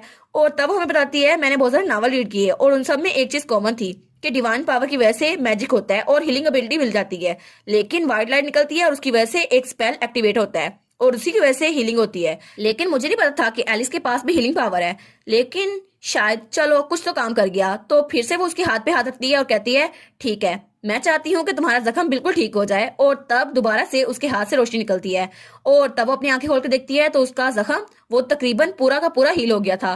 तो हमारी सोचती है चलो कम से कम इतना तो मैं कर ही सकती थी ना, चलो ये तो अच्छा हुआ। और फिर उसको देखकर सोचती है तुम्हारी सिचुएशन में मुझे लगता है मेरी पावर बहुत ज्यादा कम है, लेकिन फिर भी मैं तुम्हें ठीक नहीं कर सकती, तुम्हारे जख्मों को तो ठीक कर सकती हूँ। तब वो कहती है ठीक है कैलियोस तो हम कल मिलेंगे। और तब उठ के वहां जाने लगती है और उसके जाने के बाद हमें हमारा हीरो दिखा रहता है जो वहां आराम से लेटा हुआ था, लेकिन तभी उसके हाथ में थोड़ी सी जुम्बिश होती है और उसका हाथ थोड़ा हिलता है और तब वो अपनी आंखें खोल लेता है जैसे वो होश में आ गया था। और शायद ये सब कुछ हमारी हीरोइन की डिवाइन पावर की वजह से हुआ था, लेकिन उस बेचारी को तो पता भी नहीं था कि उसकी वजह से उसका हस्बैंड वो जाग चुका है अपने कोमा से और हमारा हीरो वो तो सच में होश में आ गया था। हमें कैलस का पॉइंट ऑफ व्यू दिखाया जाता है जब वो बिल्कुल ख्वाब में था और उसके इर्द गिर्द धुआं ही धुआं था, लेकिन उसके हाथ वो खुल ही नहीं रहे थे। वो कहता है पता नहीं मुझे लगता है मैं इसको और बर्दाश्त नहीं कर सकता, लेकिन तभी उसके आगे कोई रोशनी थी। वो कहता है क्या क्या ये लाइट है? तो तब वो अपने हाथों को छुड़वा लेता है और उस तरफ भागने लगता है, लेकिन वो भाग ही जा रहा था। और तब वो उस रोशनी को पकड़ने लगता है और कहता है बस मैं इसको और बर्दाश्त नहीं कर सकता, मुझे वापस जाना ही होगा। और तभी उसकी आंख खुल गई थी। वो कहता है क्या ये अभी क्या हुआ? तो वो उठ के बैठ जाता है। वो कहता है अभी यहाँ पर हुआ क्या? और तब वो अपने कमरे को देखता है। वो कहता है ये मेरा कमरा है। तो फिर वो अपने बालों को सीक करते हुए कहता है शायद मैंने कोई डरावना ख्वाब देखा, चलो कम से कम मैं उठ तो गया। और तब हमें कैलियोस का बचपन दिखाया जाता है और हमें बताया जाता है कि मौत ने बचपन से उसका पीछा किया और उसके पैदा होने के कुछ दिनों बाद ही उसकी माँ ट्रेजिक डेथ मर गई। लेकिन उसके बाद उसके डैड ड्यूक ने दूसरी शादी कर ली और उसकी स्टेप मदर यहाँ पर आ गई, लेकिन उसकी स्टेप मदर का जो बेटा होने वाला था वो मर गया और उसकी मॉम बहुत ज्यादा उदास हो गई और सबको लगता था ये सब कुछ कैलियोस की वजह से हुआ है। और उसकी स्टेप मॉम भी बहुत ही ज्यादा परेशान थी क्योंकि उसने ड्यूक के बेटे को खोया था, लेकिन उसके बाद ही ड्यूक वो घोड़े से गिरे और बीमार हो गए। और जब ड्यूक की रेपुटेशन ग्राउंड तक गिर गई और सबको लगा उनके स्कैंडल्स फैल रहे हैं, तो वेसल के पास कोई चॉइस नहीं बची। उन्होंने मिसिस क्विलिन यानी कि उसकी स्टेप मदर को वहां का फैमिली इंचार्ज बना दिया। और उस वक्त कैलियो सिर्फ 2 साल का था, लेकिन उसके बाद मैडम कैलियोन को डची की जिम्मेदारी सौंप दी गई और तब उनको कैलियोस बहुत ज्यादा अनोय लगने लग गया। वो चाहती थी कि वो मर जाए, लेकिन वो मरता ही नहीं था और उन्होंने बहुत ज्यादा कोशिश की कि कैलियोस को मार सके। उन्होंने उसके खाने में जहर भी मिलाया और उसको मारने के लिए असैसिन भी भेजे, लेकिन फिर भी हर बार वो फेल हो जाती थी। और उस वक्त जब कैलियोस 12 साल का था तो उन्होंने उसको जंग में भेज दिया। वो चाहती थी कि जब वो जंग में जाए तो वहीं पर मर जाए, लेकिन कैलियोस वो शानदार विक्ट्री के साथ वापस आ गया और 16 साल की उम्र में ही उसने डची को दोबारा संभाल लिया और वो बहुत ज्यादा स्ट्रॉन्ग बन गया था। लेकिन उसने वार में बहुत ज्यादा कॉन्ट्रीब्यूशन की थी और ये कैलियोस की परफेक्ट रिटर्न थी एक हीरो के तौर पर। लेकिन अभी एक और चीज थी, उसकी स्टेप मदर उनका एक और बेटा था जो कि तब बहुत ज्यादा छोटा था। तो कैलियोस का भाई उसको देखकर डर रहा था, तो वो सोचता है अच्छा तो अब इसका भी एक बेटा हो गया। उसने अपनी स्टेप मदर को वहां से निकालकर साथ वाली बिल्डिंग में शिफ्ट कर दिया। वो चाहता था कि वो अपने पूरे डेयर हार्ट डची को रीबिल्ड करे और उसके लिए उसने बहुत ज्यादा मेहनत की और पिछले 10 साल उसने डची को रीबिल्ड करने में गुजारे और तब वो बहुत ज्यादा मेहनत कर रहा था। लेकिन कैलियोस एक चीज बिल्कुल भूल चुका था कि उसकी स्टेप मदर अभी तक जिंदा है और वो दूसरे विला में रह रही हैं। आखिर में उन्होंने उसे जहर दिया और वो बिल्कुल पैरालाइज हो गया। तो वो कहता है अच्छा तो फाइनली वही प्रॉब्लम थी है ना, लेकिन मैं कितनी देर से अनकॉन्शियस था। तो तब वो उठते हुए कहता है मुझे पता लगाना ही होगा क्या हुआ था, लेकिन मैं बहुत दिनों से उठा नहीं हूं ना, तो बहुत ज्यादा दर्द हो रही है। तब वो उठता है और अपनी शर्ट निकालता है और वो सोचता है शायद ड्रेसिंग रूम इस तरफ है। क्या मुझे इधर जाना चाहिए? और फिर वो अपने हाथ को देखता है और कहता है आई एम श्योर यहाँ पर एक स्कार था, लेकिन वो कहाँ पर गया? और वो सोचता है डार्क मैजिक से जो स्कार बनते हैं वो तो हमेशा रहते हैं ना, वो कभी हील नहीं होते, चाहे कोई डिवाइन पावर हो या मैजिक पोशन हो। लेकिन मैंने तो कुछ भी यूज नहीं किया, और जब मैं अनकॉन्शियस था तो शायद ये तब हुआ था, लेकिन ये हुआ कैसे? तब वो आंखें बंद करता है और खिड़की से बाहर देखता है। वो कहता है एटलीस्ट मैं उठ तो गया हूं ना, बस यही मैटर करता है। तो तब वो कपड़े पहनता है और बालकनी में जाता है। वो कहता है मुझे पता लगाना ही होगा, और तब वो बालकनी से कूद जाता है। और फिर वो पहुंच चुका था अपने बटर के पास। तो वो कहता है ड्यूक, क्या आप ठीक हैं? तो ड्यूक कहता है तुम कैसे हो अडोल्फ, हम बहुत दिनों बाद मिले। तो वो कहता है माई ग्रेस, मुझे बहुत ज्यादा खुशी हुई कि आप जाग गए हैं। तो वो कहता है हाँ हाँ, मैं तुम्हारी ग्रीटिंग्स बाद में लूंगा, लेकिन पहले मुझे डच्ची की सिचुएशन के बारे में बता दो। वो कहता है जी बिल्कुल, मैं आपको बताता हूँ। जैसे ही आप बेहोश हुए उसके बाद डचिस साइड विला से मेन विला में आ गई, और तब से वो ही इस हुकूमत को संभाल रही हैं। लेकिन आपके सारे नाइट्स उनको एक्सपेल कर दिया गया और सारी जिम्मेदारी उनके ऊपर आ गई। और ब्लैक लाइन नाइट्स जो कि विक्ट्री की वजह बने थे, जिन्होंने जंग जीती थी, उन सबको डिसबैंड कर दिया गया और वो लोग कहीं और फैल गए। तब कैलियो सोचता है क्या मेरे प्राउड और रॉयल मैन, वो सब लोग, उन सबको ऐसे हटा दिया गया जैसे कोई कांटा हो? लेकिन लेडी ने ऐसा किया क्यों? तो वो कहता है आखिर मैं कितने दिनों से बेहोश था? तो बटर कहता है आप 6 महीनों से बेहोश थे। वो कहता है लेकिन ये टाइम तो उनके लिए काफी होगा ना कि वो पूरे कोर्ट को संभाल ले, क्या इसके अलावा भी कुछ है जो मुझे जानना है? तो वो कहता है जी बिल्कुल, सारे सर्वेंट्स जो पहले आपकी देखभाल करते थे उनको रिप्लेस कर दिया गया, और इसके अलावा एक और आदमी यहाँ पर आया जो डॉक्टर है और उसका नाम हेल्कन है, वो आपका पर्सनल फिजिशियन है। और फिर वो डरते हुए कहता है और इसके अलावा एक और बात भी है। वो कहता है एक और बात, बोलो क्या है? तो वो कहता है आपकी शादी हो चुकी है। तो कैलियस कहता है क्या मेरी शादी हो चुकी है? लेकिन कैसे, मैं तो बेहोश था ना, तो कैसे हो गई और किससे हुई? और उसके बाद हमें डायरेक्टली 2 दिन बाद का सीन दिखा जाता है। एलिस की मदर इन लॉ कहती है मैंने सुना तुमने सारा काम अच्छे से किया एलिस। तो एलिस कहती है जी जी बिल्कुल, आपने मुझे कहा था ना, तो मैं आपको सपोर्ट करूंगी। तो उसकी मदर इन लॉ कहती है अच्छा, तो अब से कैलियस के अफेयर्स को अच्छे से मैनेज करना। तो डॉक्टर भी वहां पर था और उसको पसीना आ रहा था। तो फिर वो कहती है वैसे भी अब तुम उसकी वाइफ हो, तो ये नेचुरल है कि तुम उसकी देखभाल करो। तो वो कहती है जी जी मदर बिल्कुल। फिर वो कहती है और वहां पे जो जेंटलमैन लेटा हुआ है ना मेरा बेटा, उस पर तुम्हें नजर भी रखनी होगी। तो डॉक्टर वहां चुप बैठा था। तो हमारी एलिस को बुलाती है, कहती है डॉक्टर कैलियोस। तो वो कहता है जी। तो वो कहती है अगर तुमने मेरे साथ ट्रिक खेले तो तुम मर जाओगे। तो डॉक्टर कहता है क्या मैं मर जाऊंगा, लेकिन क्यों? वो कहती है वेल मैं चाहती तो नहीं हूँ, लेकिन तुम्हें डराना जरूरी भी है, और वैसे भी पॉइजन प्लांट के अलावा मेरे पास बहुत सारे एविडेंस हैं। वो सोचती है असल में जब मैंने नावल पढ़ा था तब उसकी ट्रांजैक्शन के बारे में मुझे पता चल गया था, और जो शॉप का नाम था वो तो मुझे हमेशा याद रहता था। आखिर ऐसा नाम कैसे हो सकता है? लेकिन इसकी वजह से मेरे पास एक स्केप रूट आ गया, अब तो मैं बच सकती हूँ ना अपनी मौत से। उसकी मदर इन लॉ कहती है मेल्टिन यंगे ने एक लेटर भेजा है ड्यूक को, और ये कि वो यहाँ पर आ रहे हैं और तुम्हें इसको प्रॉपरली हैंडल करना होगा। तो हमारी कहती है क्या वो यहाँ पर आ रहे हैं, लेकिन क्यों, क्या सच में वो अभी यहाँ पर आ रहे हैं? उसके थोड़ी देर बाद वो बालकनी में सर झुकाए बैठी थी। वो कहती है ओ नो, उनको अभी यहाँ पर आना था। तो उसकी मदर इन लॉ ने उसको कहा था मेरा बेटा बहुत दिनों बाद यहाँ पर आ रहा है, तो तुम्हें अच्छे से काम करना होगा, वैसे भी उसके डेब्यू से पहले वो यहाँ पर रहना चाहता है। तो वो सोचती है आखिर उसका बेटा यहाँ पर क्यों आ रहा है, वैसे भी वो ड्यूक के मरने के बाद आया था, तो अभी क्यों? तो फिर वो कहती है एक मिनट, कहीं ओरिजिनल काम खराब तो नहीं हो गया मेरी आने की वजह से? और वो सोचती है इस नावल का टाइटल जो मैंने पोजेस किया है उसका नाम था offering a crown to you. इसकी स्टोरी सीना मेल्टिन के गिर्द घूमती थी जो कि फीमेल लीड थी और उसके लाल बाल थे। और उस कंटेंट में मेन स्टोरी कुछ इस तरह चलती है कि सीना मेल्टिन जो अपने कजन के गुजरने का सुनकर यहाँ पर आई थी, वो बहुत ज्यादा डिप्रेस थी और उसको लगा था ये मौत सस्पिशियस है। लेकिन कैलियोस का फ्यूनरल आराम से गुजर गया और उसको इसी वजह से वहां पर शक हुआ। और जब मुझे यानी कि एलिस को वहां कटघरे में लाया गया तो तब पता चला कि ड्यूक को पॉइजन दिया गया था। लेकिन वो सोचती है इसमें अकेली ये नहीं शामिल होगी, इसके साथ कोई और भी शामिल होगा। और तब उसने ड्यूक की मौत के पीछे के राज को पता करना चाहा, और नेचुरली उसने सबसे पहले मेरी मदर इन लॉ को टारगेट किया, और तब उसे उनके खिलाफ एविडेंस भी मिल गया। लेकिन इसकी वजह से वो विलन के चंगुल में आ गई, और इसी वजह से ड्यूक की फैमिली को एम्पायर से गायब होना पड़ा, और वहां पर बहुत ज्यादा तबाही हुई थी। और तब वो बाजार में फिर रही थी ताकि उसको स्पिरिट्स का पता चल सके, ताकि ड्यूक की जो बदनामी हुई थी उसको रिकवर कर सके। लेकिन तभी अचानक उसको वहां पर बेहोश हालत में थर्ड प्रिंस मिला, और तब उसने उसकी देखभाल की और उसको घर ले आई, और इस तरह वो दोनों आपस में प्यार में पड़ गए और फिर उनकी हैप्पी एंडिंग हो गई, दोनों हंसी खुशी रहने लग गए। लेकिन इस स्टोरी की सबसे बड़ी प्रॉब्लम यही है कि हैप्पी एंडिंग सिर्फ उन दोनों के लिए थी, साइड कैरेक्टर, विलन और सब के लिए वो सिर्फ एक बुरी एंडिंग थी, और मेरे लिए भी। और वो सोचती है इसीलिए कमेंट सेक्शन में सब लोग बहुत ज्यादा बुरा भला कह रहे थे उनको। और वो सोचती है मेल्टिन योंगे ड्यूक का छोटा भाई और थर्ड प्रिंस और बाकी सबके सब मर गए। लेकिन मुझे इन सब के साथ इन्वॉल्व नहीं होना, मैं जीना चाहती हूँ। इसलिए शायद मैं इन इवेंट्स के स्टार्ट होने से पहले यहाँ से चली जाऊँ और मैं कहूंगी गुड बाय एवरीवन, मैं तो अपनी खुशी को तलाश करने के लिए जा रही हूँ। वो कहती है बस मुझे यहाँ से निकलना होगा, बस ड्यूक को सेव करूंगी और उसके बाद यहाँ से निकल जाऊंगी। वो कहती है लेकिन सब कुछ खत्म हो जाएगा तो मेरा प्लान कामयाब हो जाएगा। और फिर वो चिल्ला कहती है क्या जिंदा रहने के लिए कोशिश करना गलत है? और अगर किसी ने ये सोचा तो मुझे बहुत ज्यादा गुस्सा आ जाएगा। तो वो बालकनी में खड़ी चिल्ला रही थी लेकिन कोई उसकी आवाज नहीं सुना था। और फिर हमें अगली सुबह का सीन दिखा देता है और हमारी हीरोइन अपने बालकनी कर रही थी। वो कहती है तुम्हें तो ड्यूक के पास नहीं जाना था? तो वहां पर उसकी वही मेड थी। वो कहती है जी बिल्कुल, लेकिन मैडम ने कहा है कि आप भी मेरे साथ चलें। वो कहती है अच्छा ठीक है, इसकी मैडम और ये। तो मेड कहती है आप भूल तो नहीं गई कि आपको जल्दी जाना है? वो कहती है हाँ हाँ चलती हूँ मैं, वैसे भी हम जल्दी चलते हैं।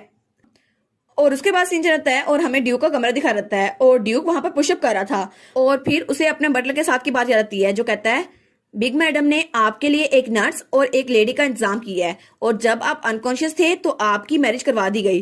तो कैलियस कहता है क्या? वो भी तो यहाँ पे फोर्स मैरिज के तौर पर आई है ना, और वैसे भी वो अपने फुट यहाँ पर अटैच करने की कोशिश करेगी, वो मेरी देखभाल नहीं करेगी। तो कैलियस कहता है हाँ हाँ लेकिन उनको यहाँ पर आए हुए 2 दिन ही हुए हैं। तो कैलियस कहता है क्या 2 दिन? अडोल्फ इस बात को सीक्रेट ही रखना कि मैं होश में आ गया हूँ क्योंकि मैं उन पर नजर रखना चाहता हूँ। तो वो कहता है क्या?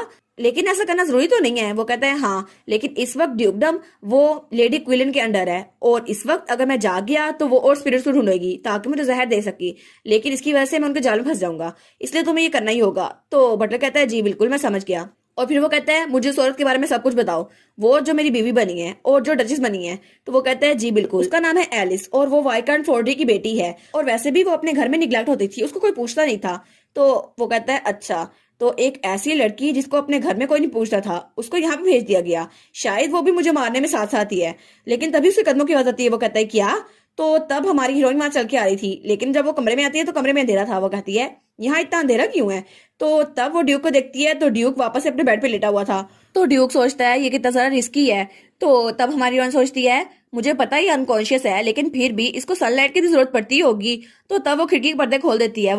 वो कहती है गुड मॉर्निंग कैलियोस। और फिर वो कहती है तुम तो आज कुछ ज्यादा ही हैंडसम लग रहे हो। लेकिन कैलियोस वो सोचता है ये लड़की ऐसी बातें क्यों कर रही है।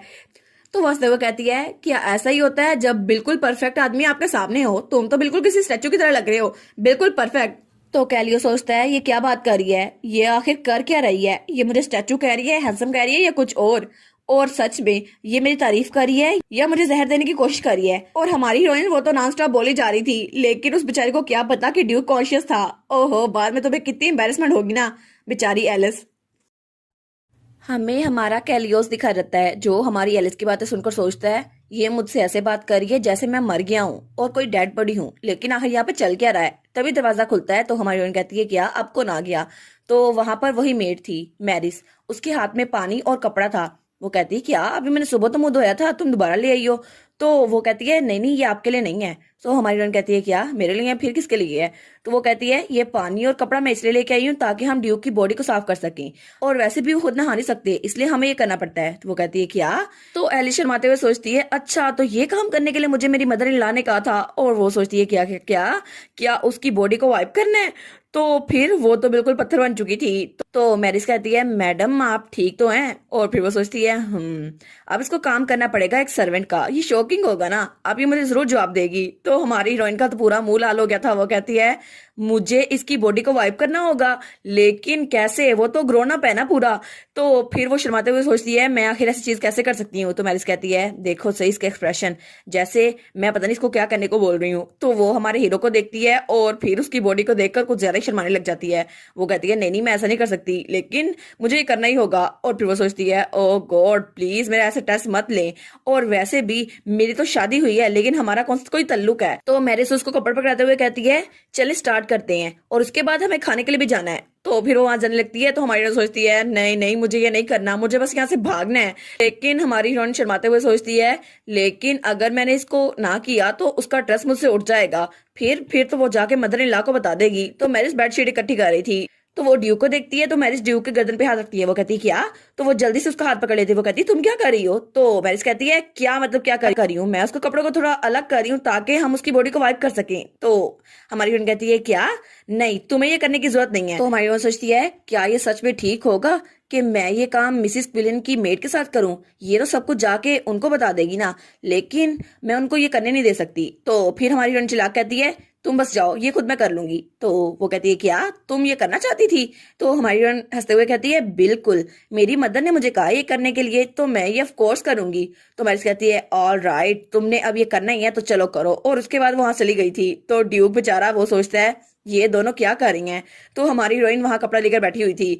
तो हमारी हीरोइन सोचती है ऐसा नहीं है, मैं ऐसी रिस्पॉन्सिबिलिटी लेना चाहती हूँ, लेकिन मैंने झूठ बोला और फिर भी मुझे ये काम करना ही पड़ेगा।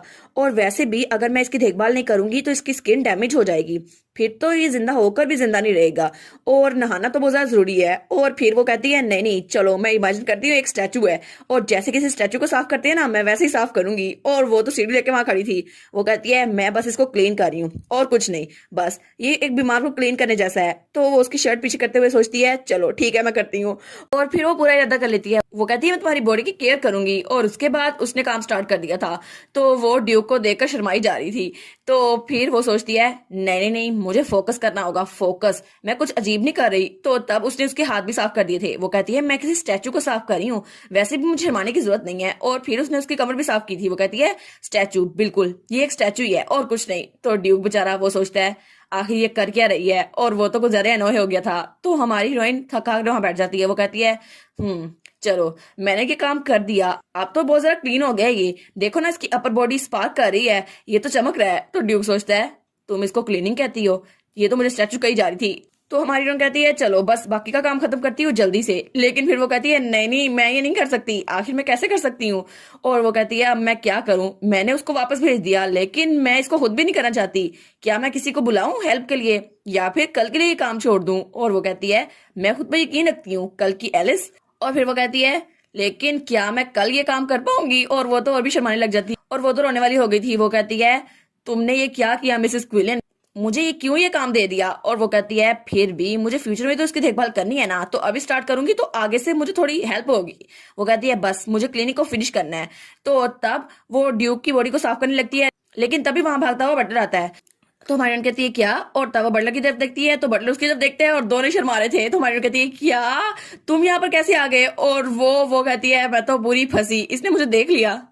और फिर हमें थोड़ी देर पहले का सीन दिखा रहता है जब बटलर वहां हालवे से गुजर रहा था और तभी उसे कुछ मेड्स की बातें करने की आवाज आती है।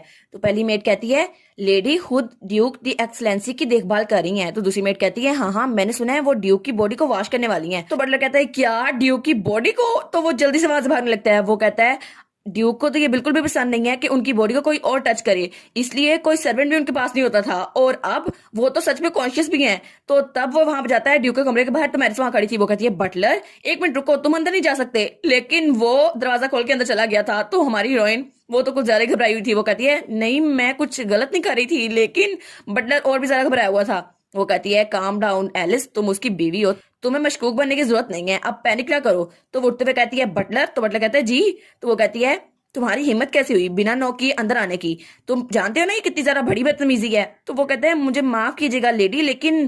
तो वो कहती है हाँ हाँ चलो मैं पकड़ी गई ना, लेकिन मैंने बात सारी उस पर बदल दी, अब वो मुझे कुछ नहीं कहेगा। तो तभी मैरिस भागते हुए अंदर आती है। वो कहती है हालांकि तुम बटलर हो फिर भी तुम ऐसे किसी के कमरे में नहीं घुस सकते। तो बटलर कहता है जी बिल्कुल। तो हमारी कहती है आखिर अब इसके साथ क्या मसला है।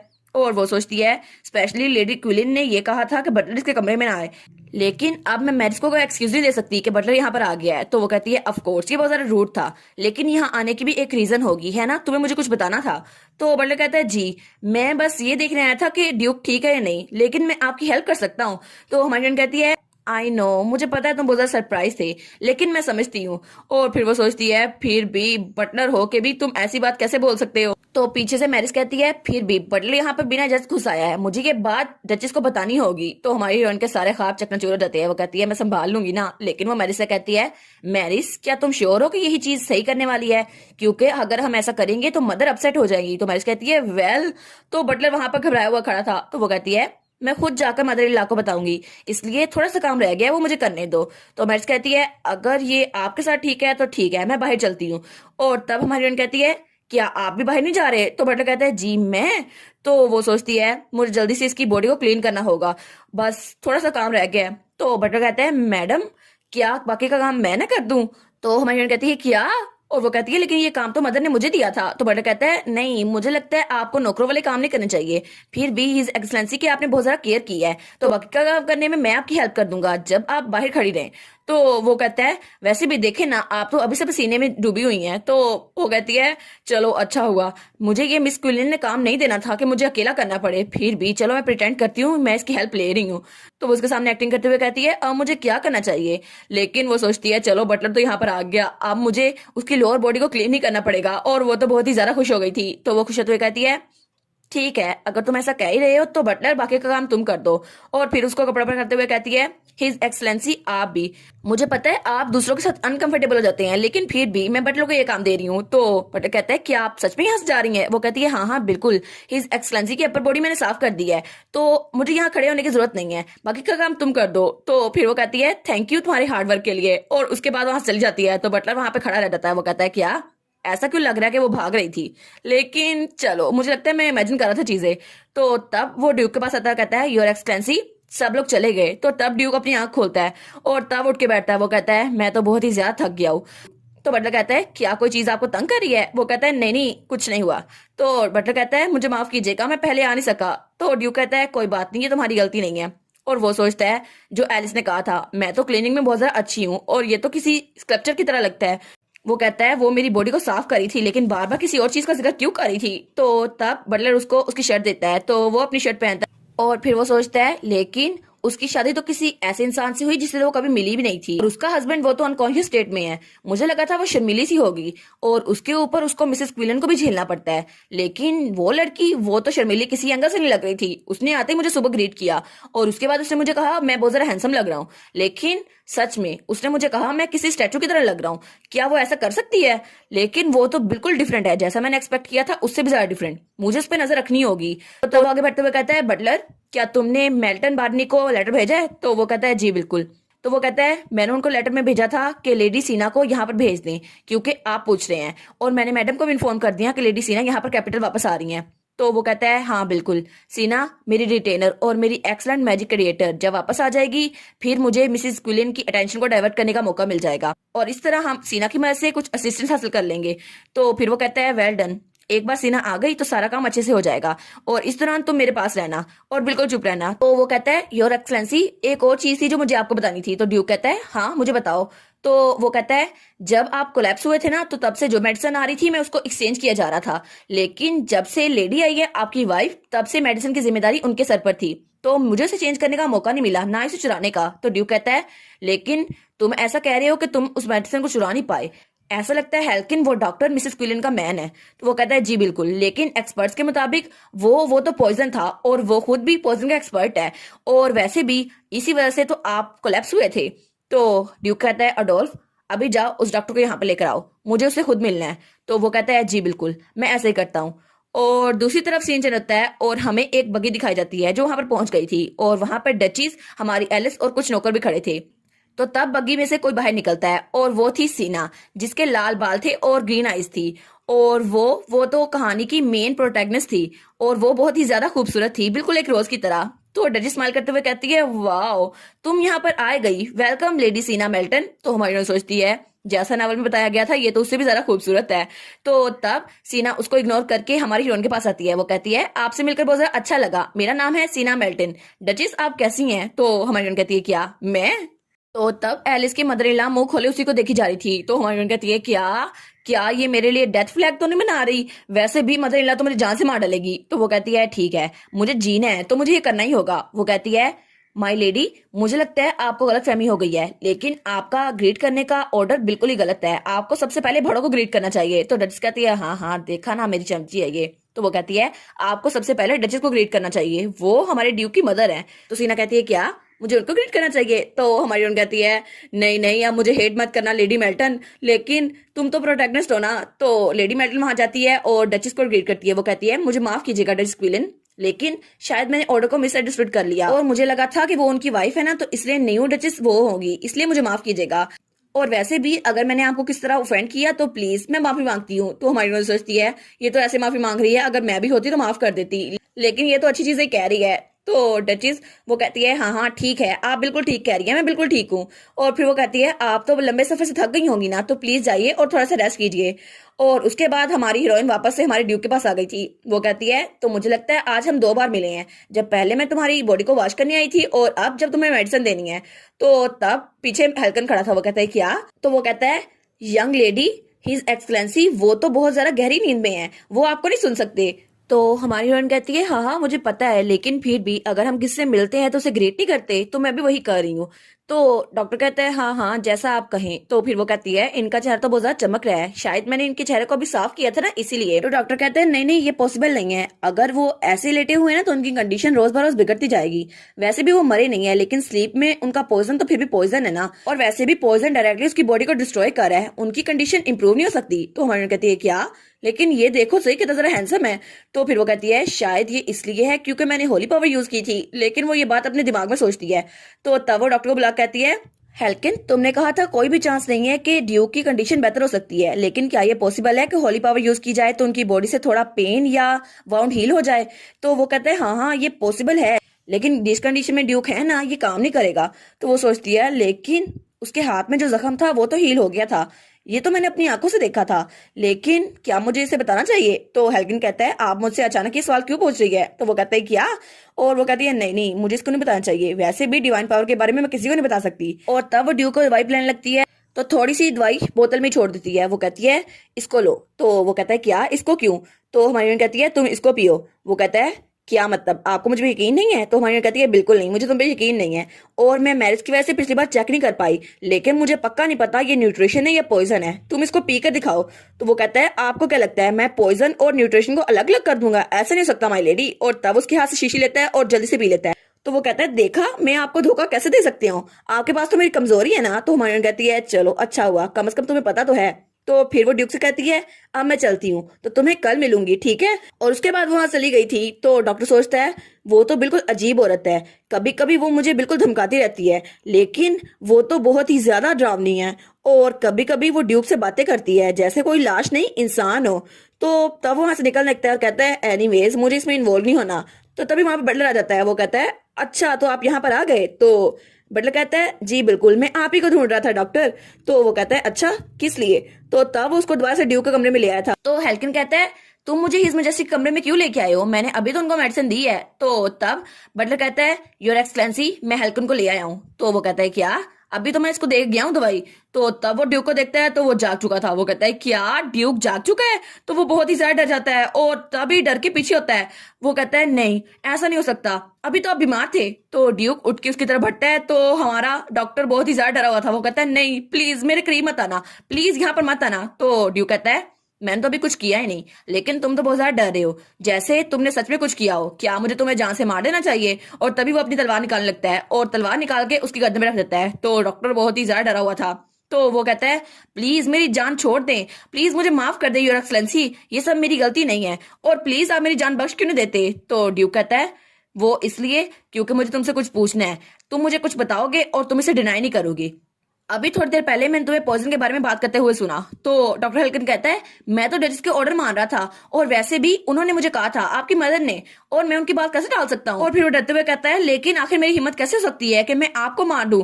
तो तब ड्यूक तो बहुत ही ज्यादा गुस्से में था और उसका ब्लैक लाइन तो उसके पीछे ही था। तो वो कहता है शायद ये सच भी हो, लेकिन इससे ये बात चेंज नहीं हो सकती कि तुमने मुझे पॉइजन दिया था। तो वो कहता है अगर आप मेरी जान छोड़ दें तो मैं आपके लिए लॉयल रहूंगा, और मैं तो आपके लिए बहुत ज्यादा फायदेमंद भी हो सकता हूँ, क्योंकि मुझे पता है हर्ब्स कैसे यूज करते हैं। और इसके अलावा फ्यूचर में आपको डजेस के लिए कोई गवाही चाहिए होगी ना, वो आपको पॉइजन देती थी, तो आपको मेरी जरूरत होगी। तो पीछे से बेटर कहता है योर एक्सलेंसी चूंकि इसने पॉइजन बनाया था तो इसको पता होगा क्योर क्या है, तो आप इससे अभी ये क्यों नहीं पूछ लेते? तो ड्यूक कहता है हाँ ठीक है, अभी के लिए मैं तुम्हें छोड़ रहा हूँ। तो वो कहता है thank you so much your excellency, आपकी बड़ी मेहरबानी है। तो वो सोचता है आखिर ये हुआ क्या, अभी थोड़ी देर पहले ड्यूक को तो पॉइजन था ना, वो तो यहाँ पे गिरा हुआ था कोमा में, तो अब ये कैसे उठ गया? तो वो ड्यूक को देखता है, तब ड्यूक से पूछता है आखिर कब न्यू डचेस के हुक्म पर तुमने मुझे मेडिसिन देना कब शुरू की? तो हेल्किन कहता है 4 दिन पहले। तो ड्यूक कहता है 4 दिन पहले? मैं तभी उठा था 4 दिन पहले, लेकिन क्या सच में वो मेडिसिन एक सिर्फ न्यूट्रेंट थी, कोई एंटीडोट नहीं था? तो वो कहता है जी बिल्कुल, वो सिर्फ एक न्यूट्रेंट था जिसकी कोई स्पेशल प्रॉपर्टीज नहीं थी, और डचेस ने मुझे कहा था कि उसको पॉइजन के साथ स्विच कर दूं, इसलिए मैंने ऐसा किया था। तो ड्यूक सोचता है लेकिन वो एलिस, उसकी शादी यहाँ पर हुई है बिना उसकी इजाजत के, और वो मेरी मदर को डिसोबे क्यों नहीं कर रही, और वो ये ऐसा क्यों कर रही है कि पॉइजन को बदल दे, वो भी एक न्यूट्रिएंट से। एलिस, आखिर तुम करना क्या चाहती हो? क्या सच में तुम मेरी दोस्त हो या फिर मेरी दुश्मन? बस मुझे यही पता लगाना है कि तुम असल में चाहती क्या हो और तुम्हारा मकसद क्या है यहाँ आने का। हमारा कैलियो सोचता है मैंने सिर्फ सप्लीमेंट्स खाई, विटामिन, लेकिन इसकी वजह से मेरी अवेकनिंग हो गई। लेकिन क्या मैं सच में इसकी वजह से जागा था? और उस वक्त शायद मेरे साथ कोई और भी था, शायद डचेस ही थी। तो वो कहता है तुमने कहा था तुम्हारा नाम हेल्किन है ना? तो हेल्किन कहता है जी जी बिल्कुल, मेरा नाम यही है। तो ड्यूक कहता है ठीक है, अब तुमने पॉइजन बनाई था तो तुम्हें इस बारे में पहले से पता होगा। अभी आओ और मेरी फिजिकल कंडीशन चेक करो। तो वो कहता है क्या अभी? वो कहता है हाँ हाँ मैं आता हूँ। तो तब हमारा हीरो अपनी तलवार पकड़ लेता है। वो कहता है और ऑफ कोर्स अगर तुमने कुछ गलत करने की कोशिश की या कुछ स्टूपिड तो तुम्हें पता होगा तुम्हारा अंजाम क्या होगा। तो हेल्किन कहता है ऑफ कोर्स मैं समझ गया, आपको मुझे डराने की जरूरत नहीं है। तब वो उसको चेक करने लगता है। वो कहता है हालांकि मुझे लगता है ये एक मिराकल है, लेकिन ऐसा कैसे हो सकता है? तो हमारे हीरो कहते हैं क्या क्या हुआ? तो वो कहता है ऐसा लगता है कि आपकी बॉडी में पॉइजन अब बिल्कुल ही खत्म हो गया है और आपकी कंडीशन ये तो बिल्कुल सेफ है, और वैसे भी अब तो आप चल फिर भी सकते हैं। ऐसा लगता है पॉइजन कभी था ही नहीं आपकी बॉडी में। वो कहता है तुमने कहा ये स्टेबल है, लेकिन क्या तुम इसका एंटीडोट बना सकते हो? वो कहता है ऑफ कोर्स मैं कुछ दिनों में इसका एंटीडोट बना दूंगा, बस थोड़ी सी चीजें रह गई हैं इसमें, बाकी तो सारा काम हो गया है आपका। तो कैलियोस कहता है और ट्रुथ के बारे में, अगर तुमने किसी को बताया कि मैं जा गया हूँ तो फिर देखना, और तुम्हें इसे मेरी स्टेप मदर से भी छुपाना होगा और मेरी वाइफ से भी। तुम्हें बस उनके साथ वैसे बिहेव करना होगा जैसे तुम यूजुअली करते हो, और उनके ऑर्डर्स को फॉलो करना होगा। और अगर तुमने इतनी हिम्मत की कि मेरी इन्फॉर्मेशन किसी को बता सको और मुझे पता चला तुमने मुझे धोखा दिया, तो मैं तुम्हारा सर कलम कर दूंगा। और फिर वैसे भी तुमने मरना ही है, तो क्या फर्क पड़ता है तुम उसके हाथों से मरो या फिर मेरे हाथों से? तो वो कहता है ठीक है मैं इस बात को दिमाग में रखूंगा। तो हमारा कैलियस कहता है ठीक है अब निकल जाओ यहाँ से।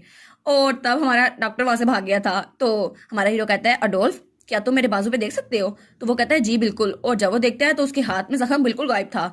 तो वो कहता है आपका जख्म तो बिल्कुल गायब हो गया है, ये कैसे हुआ? तो हमारा हीरो कहता है जब मैं होश में आया तो मेरा जख्म गायब था, लेकिन ऐसा स्कार ये तो 4 दिन पहले ही गायब हुआ। क्या तुमने इसकी देखभाल की थी? वो कहता है जी जी 4 दिन पहले तो ये था आपके बाजू पर, लेकिन उसके बाद लेडी आपके साथ थी, उसके बाद तो मुझे पता नहीं चला। तो वो कहता है अच्छा वो थी मेरे साथ? तो वो कहता है जी। तो हमारा हीरो कहता है ऐसा लगता तो नहीं वो इन सब के पीछे है, लेकिन फिर भी वो मेरी वाइफ है, लेकिन हम एक दूसरे को नहीं जानते। लेकिन तुम जो कह रहे हो उस दिन मुझसे मिलने सिर्फ वो आई थी, तो क्या ऐसा हो सकता है कि मेरे जागने के पीछे वो हो? लेकिन मुझे इसका पता लगाना होगा। और तब सीन चेंज होता है और हमें अगले दिन का सीन दिखाया जाता है। और तब वहां पर खाना रखा हुआ था। तो वो कहती है क्या आप पैलेस का टूर मेरे साथ लेना चाहेंगी? और वहां पे हमारे हीरो की बहन बैठी हुई थी। तो सीना कहती है हाँ बिल्कुल, मैं पहली बार इतने अरसे बाद डियो के घर को विजिट कर रही हूँ। जब मैं छोटी थी ना तब आया करती थी, और मैं तो डचेस के साथ बात भी करना चाहती हूँ और महल को भी देखना चाहती हूँ। तो हमारी हीरोइन की मदर इन लॉ कहती है एलिस क्या तुम इसके साथ जाकर उसको टूर दोगी? और वो तो बड़ी चिड़ी हुई थी। तो हमारी हीरोइन कहती है हाँ हाँ मदर बिल्कुल। तो हमारी हीरोइन सोचती है बस मुझे उसको लेके जाना है, क्विक टूर देना है, और उसके बाद मैं अपने कमरे में वापस चली जाऊंगी। लेकिन थोड़ी देर बाद वो रो रही थी। वो सोचती है मैंने तो यही सोचा था, लेकिन ये तो लंबे घंटे तक मुझे वॉक पे लेके आई हुई है। तो सीना उसके साथ ही खड़ी थी। तो वो कहती है मैंने सुना था कि आपकी फैमिली बोरे में रहती है, वो जो वेस्ट में है। तो हमारी हीरोइन कहती है हाँ हाँ बिल्कुल ये बात सही है। तो तब उसका हाथ पकड़ लेती है और कहती है क्या आप मुझे पूरे घर का टूर अच्छे से दे सकती हैं और हम लोग गार्डन में बैठ के बात कर सकते हैं, सिर्फ हम दोनों? तो हमारी हीरोइन सोचती है अब मेरे से मुझे पीछे से घूरी जा रही है, ऐसा लगता है उसे लगता है कि मैं कुछ गलत कर रही हूँ, लेकिन ये तो मेरी जान ही नहीं छोड़ रही। तो सीना कहती है मुझे बहुत ज्यादा खुशी हुई कि आप भी वेस्ट से हैं। मैं बहुत ज्यादा फिक्रमंद थी कि कैपिटल में मुझे अपने साथ कोई नहीं मिलेगा, लेकिन आप तो बिल्कुल मेरे दोस्तों की तरह हैं। तो वो कहती है हाँ हाँ ऐसा लगता तो है। तो सीना हंसते हुए कहती है ऑल राइट, मैं पूरे विश करती हूँ कि मैं आपके साथ क्लोज रहूं। क्या मैं कुछ ज्यादा मांग रही हूँ? तो हमारी कहती है नहीं। तो हमारी हीरोइन सोचती है इसका ऐसा मतलब तो नहीं है। सीना मेल्टिन बहुत ज्यादा फेयर और काइंड है, वो लोग के साथ बहुत अच्छे से पेश आती है, लेकिन सिर्फ अपने अपनों के साथ, और उसके जो फॉलोअर्स हैं बस वो उन्हीं के साथ सलूक करती है। लेकिन उसके दुश्मन उनके लिए वो बिल्कुल मर्सीलेस है, और वो तो एक नकाब ओढ़े हुए है बिल्कुल लेडी क्विलन की तरह। और मैं स्पेशली मैं जो कि लेडी क्वीन के साथ रहती है, उसे लगता है कि मैं भी उनके साथ मिली हुई हूँ, और शायद वो मुझे अपने साथ इसलिए रखना चाहती है ताकि मुझसे कोई इन्फॉर्मेशन ले सके, ताकि मैं उसे लेडी क्वीन के बारे में कुछ बता दूं और वो मुझे एक चारे की तरह इस्तेमाल करे ताकि मैं अपनी मदर इन लॉ को जहर दे सकूं। लेकिन मुझे ऐसा नहीं करना। तो वो सोचती है मुझे बिल्कुल ओल्ड एलिस की तरह काम करना होगा, बिल्कुल शाय और फुलिश। क्या इसे मैं दिखा दूं मैं कितनी ज्यादा फुलिश हूँ? तो वो हंसते हुए कहती है मैं बहुत ज्यादा खुश हूँ कि आपने मुझे ये कहा, मैं आपके साथ दोस्ती करके बहुत ज्यादा खुश होंगी। और इनफैक्ट ये तो बहुत ज्यादा हार्श था कि मैंने आपके साथ जो कल किया, फिर भी मुझे माफ कीजिएगा। तो वो कहती है क्या सच में? तो वो कहती है नहीं नहीं फिक्र मत करे, मैं कल इम्पोलाइट थी ना, आपने मेरी बात को टोका तो कोई बात नहीं। तो हमारी हीरोइन कहती है लेकिन फिर भी मैंने आपके साथ बुरा सलूक किया। तो वो कहती है लेकिन आपका दिल तो बहुत ज्यादा साफ है ना, और मुझे लगता है फ्यूचर में हम लोग इकट्ठे बहुत ज्यादा खुश रहेंगे। तो हमारी हीरोइन सोचती है चलो कम से कम मैंने इसका टेस्ट तो पास कर लिया, अब इसे ये नहीं लगेगा मैं चालाक टाइप हूँ, अब इसे लगेगा मैं बेवकूफ हूँ। और वो कहती है चलो लेडी क्विलिन की स्मॉल चीजों को तो मैं इग्नोर कर दूंगी, लेकिन मुझे हीरोइन की अटेंशन नहीं लेनी। और तब वो कहती है मुझे माफ कीजिएगा, मुझे अब चलना होगा, मुझे ड्यू के पास जाना है। तो तब वो वहां से निकल आई थी और ड्यू के कमरे में पहुंच गई थी। वो कहती है फाइनली मेरा काम तो हो गया। और वो सोचती है मिस मेल्टन वो तो बिल्कुल फॉरवर्ड रनिंग स्टाइल में है, और वैसे भी कल उन्होंने लेडी क्विलिन को इग्नोर किया था और अब वो मुझे डायरेक्टली पूछ रही हैं, लेकिन मुझे पता नहीं है वो मुझसे चाहती क्या है, और अच्छा हुआ मैं अभी जल्दी भाग गई। और वो सोचती है अगर मुझे ड्यू के कैसल से सही से निकलना है जिंदा सलामत, और मुझे याद रखना होगा मेरे पास स्पेशल पावर्स हैं, तो इसका सिर्फ एक ही तरीका है कि मैं अपनी यूनिक एबिलिटी को यूज करूं। और मुझे लाइब्रेरी में एक बुक मिली थी जिसमें टेम्पल का जिक्र था, और एम्पायर में अगर आपको प्रीस्ट बनना है तो टेम्पल आपको प्रोटेक्शन देगा, और टेम्पल में ये बड़ा ला है कि कोई भी किसी प्रीस्ट को टच नहीं कर सकता केयरलेसली। और वैसे भी ऐसा लिखा गया है कि पोप इकलौता इंसान है जो उसे जज कर सकता है, और उसके फॉलोअर्स और प्रीस्ट और प्रीस्टेस हमेशा सेफ रहते हैं। तो वो सोचती है हाँ हाँ बिल्कुल मुझे एक प्रीस्ट ही बनना होगा, बस मैं वहां जाऊंगी और उसके बाद मैं बच जाऊंगी, इस स्टोरी में मेरा काम बनना नहीं होगा। और वो कहती है मिसिस क्विलिन वो भी मुझे हर्ट नहीं कर पाएगी, लेकिन जब वो पढ़ती है तो वो कहती है क्या, क्योंकि उसमें लिखा था एक प्रीस्ट वो किसी और के साथ नहीं हो सकता, उसको एक प्योर इंसान होना चाहिए, बस वही एलिजिबल है। वो कहती है कि यार लेकिन मैं तो मैरिड हूँ, हालांकि हमारा कोई ताल्लुक नहीं था, लेकिन फिर भी मैं मैरिड तो हूं ना, नाम की सही। और वो हमारे ड्यू के पास बैठते हुए सोचती है चलो कम से कम मेरी क्वालिफिकेशन नहीं है, लेकिन फिर भी मुझे कोई ना कोई रास्ता तो ढूंढना होगा ना। तो वो सोचती है अगर मुझे मिसिस क्विलिन ने अलाउ ना किया बाहर जाने को तो मुझे कोई ना कोई तरीका ढूंढना ही होगा। और वो पूरा इरादा कर लेती है, वो कहती है बस मुझे बाहर जाना ही होगा और उसके लिए मैं कोई ना कोई तरीका ढूंढ के रहूंगी। और तब वो सोचती है चलो जो काम मैंने शुरू किया था ना उसे खत्म करती हूँ, अब मुझे ड्यूक की बॉडी को भी क्लीन करना है। तभी दरवाजे पे नॉक होती है, तो वो कहती है हाँ अंदर आ जाओ। तो वहाँ डॉक्टर था। वो कहती है डॉक्टर आप यहाँ पे क्या कर रहे हैं? तो तब उसे याद आता है जब बटलर ने कहा था आपसे तुम ड्यूक के साथ रहोगे। तो वो कहता है मुझे माफ कीजिएगा लेकिन जो बटलर है वो गेस्ट के साथ बिजी है, तो अभी के लिए उनका काम मैं कर रहा हूँ। तो हमारी उन कहती है लेकिन डॉक्टर ये एक बटलर का काम है तुम्हारा नहीं। तो वो कहता है नहीं नहीं आप फिक्र ना करें, सारे इंप्लॉयज का दिमाग खराब हो गया, मेरे पास कोई चॉइस नहीं थी, मैं खुद आ गया। तो हमारी उन कहती है फिर क्या? तो वो कहता है मैं ड्यूक का डॉक्टर हूँ, आफ्टर ऑल मैं उनकी देखभाल कर सकता हूँ। तो हमारी उन कहती है तुम्हें बस उसकी बॉडी को क्लीन करना है, बाकी मैंने अपर बॉडी क्लीन कर दी है, बाकी का तुम करो। तो हेल्किन कहता है हाँ उनकी बॉडी को क्लीन करना है। तो वो कहता है क्या क्या करना है मुझे?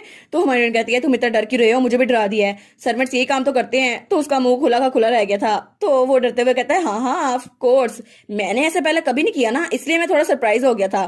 तो हमारी उन सोचती है ये कितना अजीब लग रहा है। तब हमें हेल्किन का पॉइंट ऑफ व्यू दिखा रहता है। वो सोचता है कैलियोस डिराट वो तो सबसे यंगेस्ट ड्यूक था और एक ऐसा आदमी जिसने जंग में विक्ट्री हासिल की, और मेरे लिए भी वो बिल्कुल एक ऐसा इंसान था जो बहुत जरा अच्छा है, लेकिन मैं तो शेडो में रहता था और मैंने ड्यूक की कामयाबी के बारे में बहुत कुछ सुना था, और ऐसा कहा जाता था कि वो अपने एनिमीज के लिए बहुत जरा मॉन्स्टर है और वो किसी को भी खत्म कर सकता है। लेकिन अभी वो जब ड्यूक को देखता है तो वहां लेटा हुआ था, और वो हमारी हीरोइन को देखता है तो वो सोचता है वो एक ऐसी लड़की को अपनी देखभाल करने की इजाजत दे रहा है और अपनी बॉडी टच करने की। तो वो कहता है यंग लेडी क्या आप सच में ये करने वाली हैं? तो हमारी कहती है हाँ मुझे करना ही होगा, अब ऐसा तो नहीं है वो खुद उठ के ये कर लेगा। तो वो कहता है अच्छा बात ये है। तो हमारी कहती है क्या हुआ, क्या मसला है? वो कहता है नहीं नहीं बस मुझे इसकी आदत नहीं है ना, लेकिन मैं ट्राई करूंगा। तो हमारी कहती है फिक्र मत करो, मैं इसको ऐसे वाइप कर रही हूँ जैसे ये एक्सपेंसिव स्टैचू हो, ह्यूमन बॉडी नहीं, और ये तो मेरे लिए बड़ा अच्छा काम है, वर्क ऑफ आर्ट है मेरे लिए। तो वो कहता है क्या? तो हमारी उसके हाथ साफ करते हुए कहती है इसलिए मैं अपनी सेंस ऑफ इंस्पिरेशन कभी लूज नहीं करूंगी। तो हेल्किन उसको तो डर के दौरे पड़े थे। वो कहता है ओ नो आप ये क्या कर रही हैं? तो हमारी कहती है तुम्हें क्या हुआ, कम से कम वहां पानी तो पी लो, टेबल पे पड़ा है। तो वो जल्दी से जाके पानी पी लेता है और पी जा रहा था। तब हमारी उसके पास आती है तो वो कहती है और वैसे भी आज कुछ अजीब चीज हुई है, लेकिन क्या तुम मुझसे कुछ छुपा रहे हो? तो वो कहता है क्या मैं? तो वो डरते हुए कहता है नहीं नहीं मैं आपसे कैसे छुपा सकता हूँ। तभी वो ड्यूक की तरफ देखता है तो ड्यूक अपनी आंखें खोलकर उसको घूर के देखता है, तो वो बहुत ज्यादा डर जाता है। तो हमारी हीरोइन कहती है क्या क्या हुआ? तो वो कहता है नहीं नहीं कुछ नहीं हुआ। और तब तक हमारे हीरो ने अपनी आंखें बंद कर ली थी। तो हमारी हीरोइन कहती है तो ऐसे डर क्यों रहे हो, क्या कुछ गलत हुआ है? वो कहता है मुझे माफ कीजिएगा लेकिन आजकल मेरा मूड थोड़ा खराब है, आई स्वेयर मैं कुछ छुपा नहीं रहा। तो हमारी हीरोइन कहती है तुम्हारी स्किन भी बिल्कुल पेल हो गई है, क्या तुम्हें कुछ चाहिए? तो वो कहता है नहीं नहीं आप फिक्र ना करिए मैं बिल्कुल ठीक हूँ। तो हमारी कहती है चलो फिर काम करते हैं। तो वो कहता है क्या आप कमरे से जाने नहीं वाली? तो हमारी कहती है क्या मतलब, मैं तुम्हें अकेला छोड़ दूं और तुम ड्यूक के साथ कुछ गलत कर दो, उसको जहर दे दो? तो वो कहता है नहीं नहीं, फिर भी आपको बाहर जाना चाहिए। तो वो कहती है अच्छा ठीक है, मैं बाहर जा रही हूँ। और तभी दरवाजे पे दस्तक होती है और वहां पे बटलर था। तो वो कहता है आप अभी तक यहाँ पर हैं, मैंने अपना काम जल्दी खत्म कर लिया और ड्यूक की देखभाल करने के लिए आ गया। तो हेल्किन कहता है ये आ गया। तो वो कहता है चलो कम से कम अच्छा तो हुआ। तो हमारी हीरोइन कहती है तुम अच्छे टाइम पे आए हो, डॉक्टर और मैं बस बाहर ही जा रहे थे। तो वो कहता है क्या, अभी तो मुझे कह रही थी मैं ड्यूक की हेल्प करूं, लेकिन अब क्यों? तो वो कहती है तुमने अच्छा काम किया डॉक्टर, चलो हम ड्यूक से बाद में मिलते हैं। तो तब वो बाहर से बाहर निकल गई थी। तो ड्यूक कहता है तुम सही टाइम पे आए हो। तो बटलर कहता है क्या क्या मतलब? तो वो कहता है उसका सारा बिहेवियर क्लमजी था और मैं डॉक्टर को अकेला नहीं छोड़ सकता। तो वो कहते हैं क्या, आप क्या बात कर रहे हैं, क्या क्लमजी था? तो हमारा हीरो कहता है कितना अनोइंग था ये, वो तो ऐसे बात करती है जैसे मैं कोई स्टैचू हूँ, सच में कोई स्टैचू हूँ, इंसान नहीं हूँ। और उसने कहा था वो अपनी सेंस ऑफ इंस्पिरेशन लॉस नहीं होने देगी, लेकिन ये कितना ज्यादा अनोइंग है। और मुझे लगता है मैं कुछ भी नहीं कर पाता, लेकिन आखिर उसका मतलब क्या था? और वो लड़की, वो तो बिल्कुल मेरे गले में किसी कांटे की तरह फंसी हुई है। और सच में वो इतनी अच्छी है भी जितनी बनती है या फिर नहीं। और वो हर रोज मुझे आके ग्रीट करती है, कभी कभी वो मुझसे बातें करती है जैसे मैं बिल्कुल उसकी बात का जवाब दूंगा।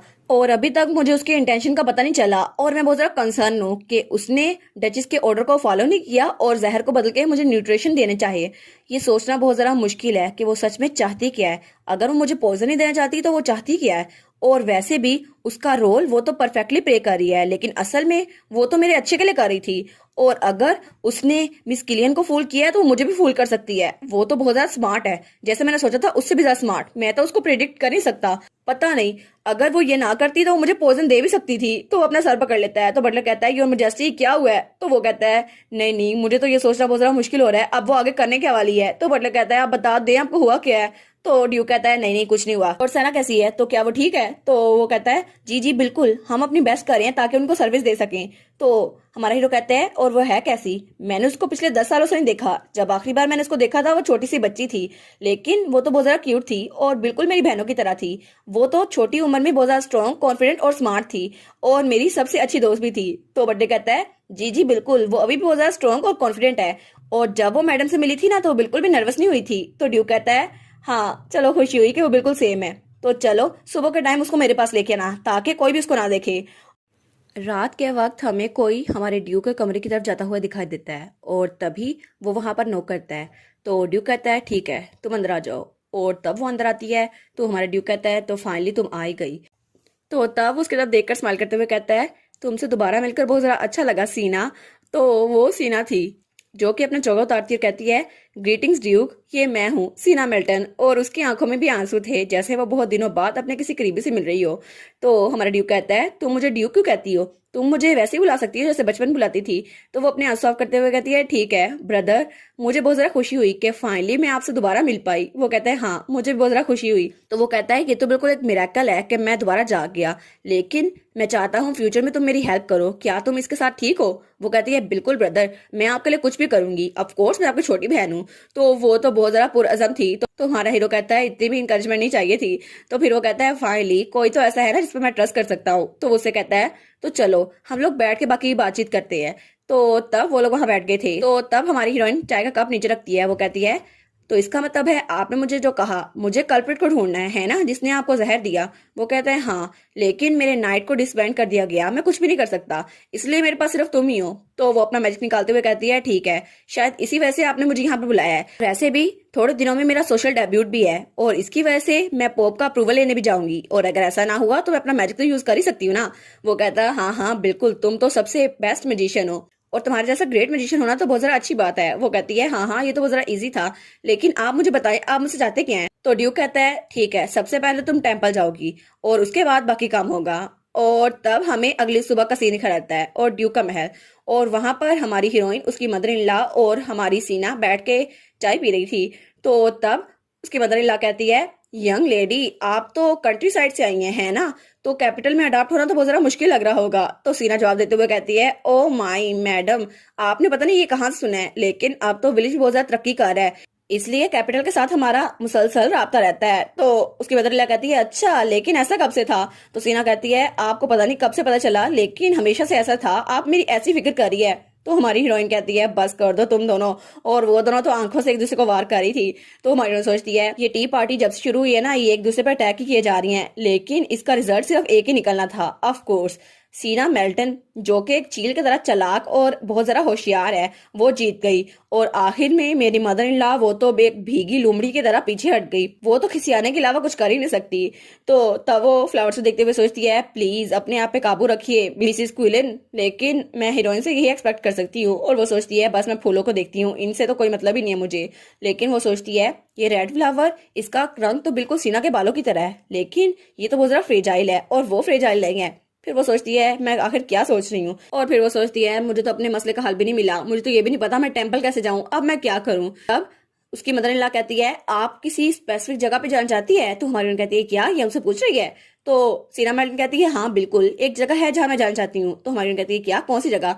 तो वो कहती है मैं टेंपल जाना चाहती हूँ। और वो स्माइल करके कह रही थी। तो तब उसे याद आता है जब ड्यूक ने कहा था तुम्हें टेंपल जाना है। वो कहती है क्या टेंपल, लेकिन वहां पर क्यों। तो ड्यूक कहता है तुम्हें पहले टेंपल जाना होगा और फिर कोई अच्छा सा बहाना बनाना ताकि कोई भी तुम्हें ढूंढ ना सके और कोई तुम्हें रोके ना। लेकिन जब तुम वहां जाओगी तो रोजेटी स्ट्रीट पे जाना और वहां पर एक इन होगा जिसका नाम डांस स्टार होगा, तुम्हें वहां जाना होगा। वहां पर मेरा एक आदमी काम करता है, एक ऐसा एम्प्लॉय जिससे तुम अगर मेरा लेटर दोगी तो वो सब कुछ समझ जाएगा। और तब उसको वो लेटर देता है और वो कहता है और मेरे नाइट्स के बारे में भी तुम्हें सब कुछ पता करना होगा। और अगर तुम्हें कोई ऐसा मिल गया जो मेरी बात करवा सकता है तो बाकी का काम वो हैंडल कर लेगा। तो वो कहती है जी जी मैं समझ गई।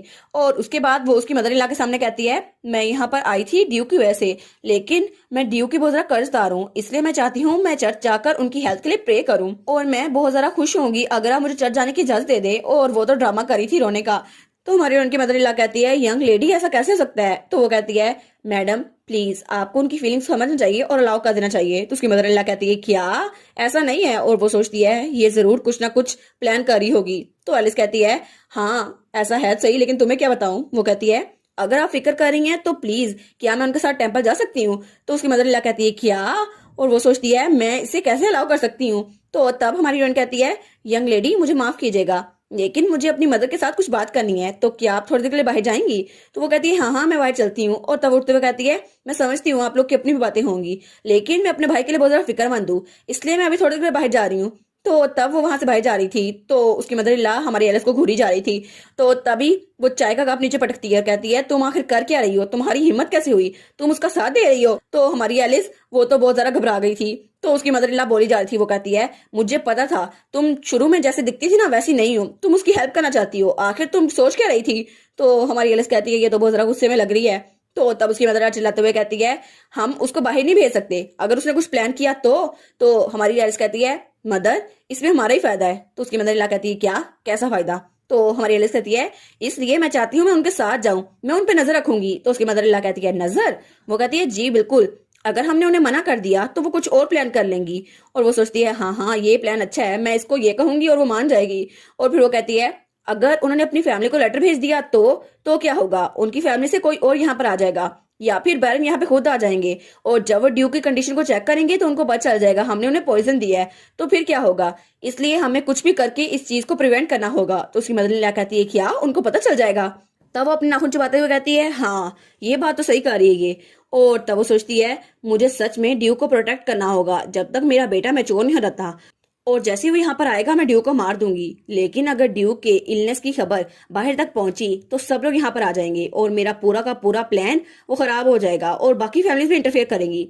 तो तब वो एलिस से कहती है ये बुरा आइडिया नहीं है, लेकिन क्या सच में तुम उस पर नजर रख सकती हो। तो वो कहती है जी जी बिल्कुल मदर। और वो तो बिल्कुल पपी की तरह लग रही थी क्योंकि उसकी बात मान ली गई थी। तो तब वो कहती है फाइनली ये हो गया। और उसके सामने कहती है प्लीज मुझ पर ट्रस्ट रखिएगा। तो वो सोचती है चलो मेरा प्लान तो कामयाब हुआ, फाइनली ये तो हो गया, अब मैं टेंपल जाऊंगी और मेरा ख्वाब भी पूरा हो जाएगा। अब मैं जाके उनसे बात कर सकती हूँ कि आखिर मैं टेंपल में काम करने के लिए कैसे खुद को तैयार करूँ। और उसके बाद ड्यूक की मॉम को मनाना वो तो मेरे लिए बाएं हाथ का कमाल है। और उसके बाद सीन रहता है और हमें ड्यूक दिखाया जाता है। तो उसको कोई बताता है सीना भी डचेस के साथ बाहर जा रही है। तो वो कहता है क्या डचेस, मतलब मेरी बीवी है ना। तो बटलर कहता है जी बिल्कुल, डचेस ने कहा था वो भी टेंपल जाना चाहती हैं इसलिए वो भी वहां जा रही है। तो ड्यूक सोचता है तो वो भी उसके साथ जा रही है। लेकिन तब उसे अपनी बहन की बात आती है जो कहती है मैं मिसेस क्विलन से परमिशन ले लूंगी। तो वो कहता है अच्छा ठीक है, लेकिन तुम्हें थोड़ा केयरफुल रहना होगा ताकि तुम मिसेस क्विलन के हाथों पकड़ी ना जाओ। और इसके अलावा तुम डचेस से भी होशियार है ना। वो कहती है क्या डचेस, लेकिन मुझे लगता है वो बहुत जरा अच्छी है, मैंने उनसे बात की थी और ऐसा लगता है वो बहुत जरा मासूम है। तो वो कहता है क्या मासूम। तो वो कहती है हाँ हाँ बिल्कुल, पिंक हेयर, गोल्डन आईज और स्मॉल फिगर।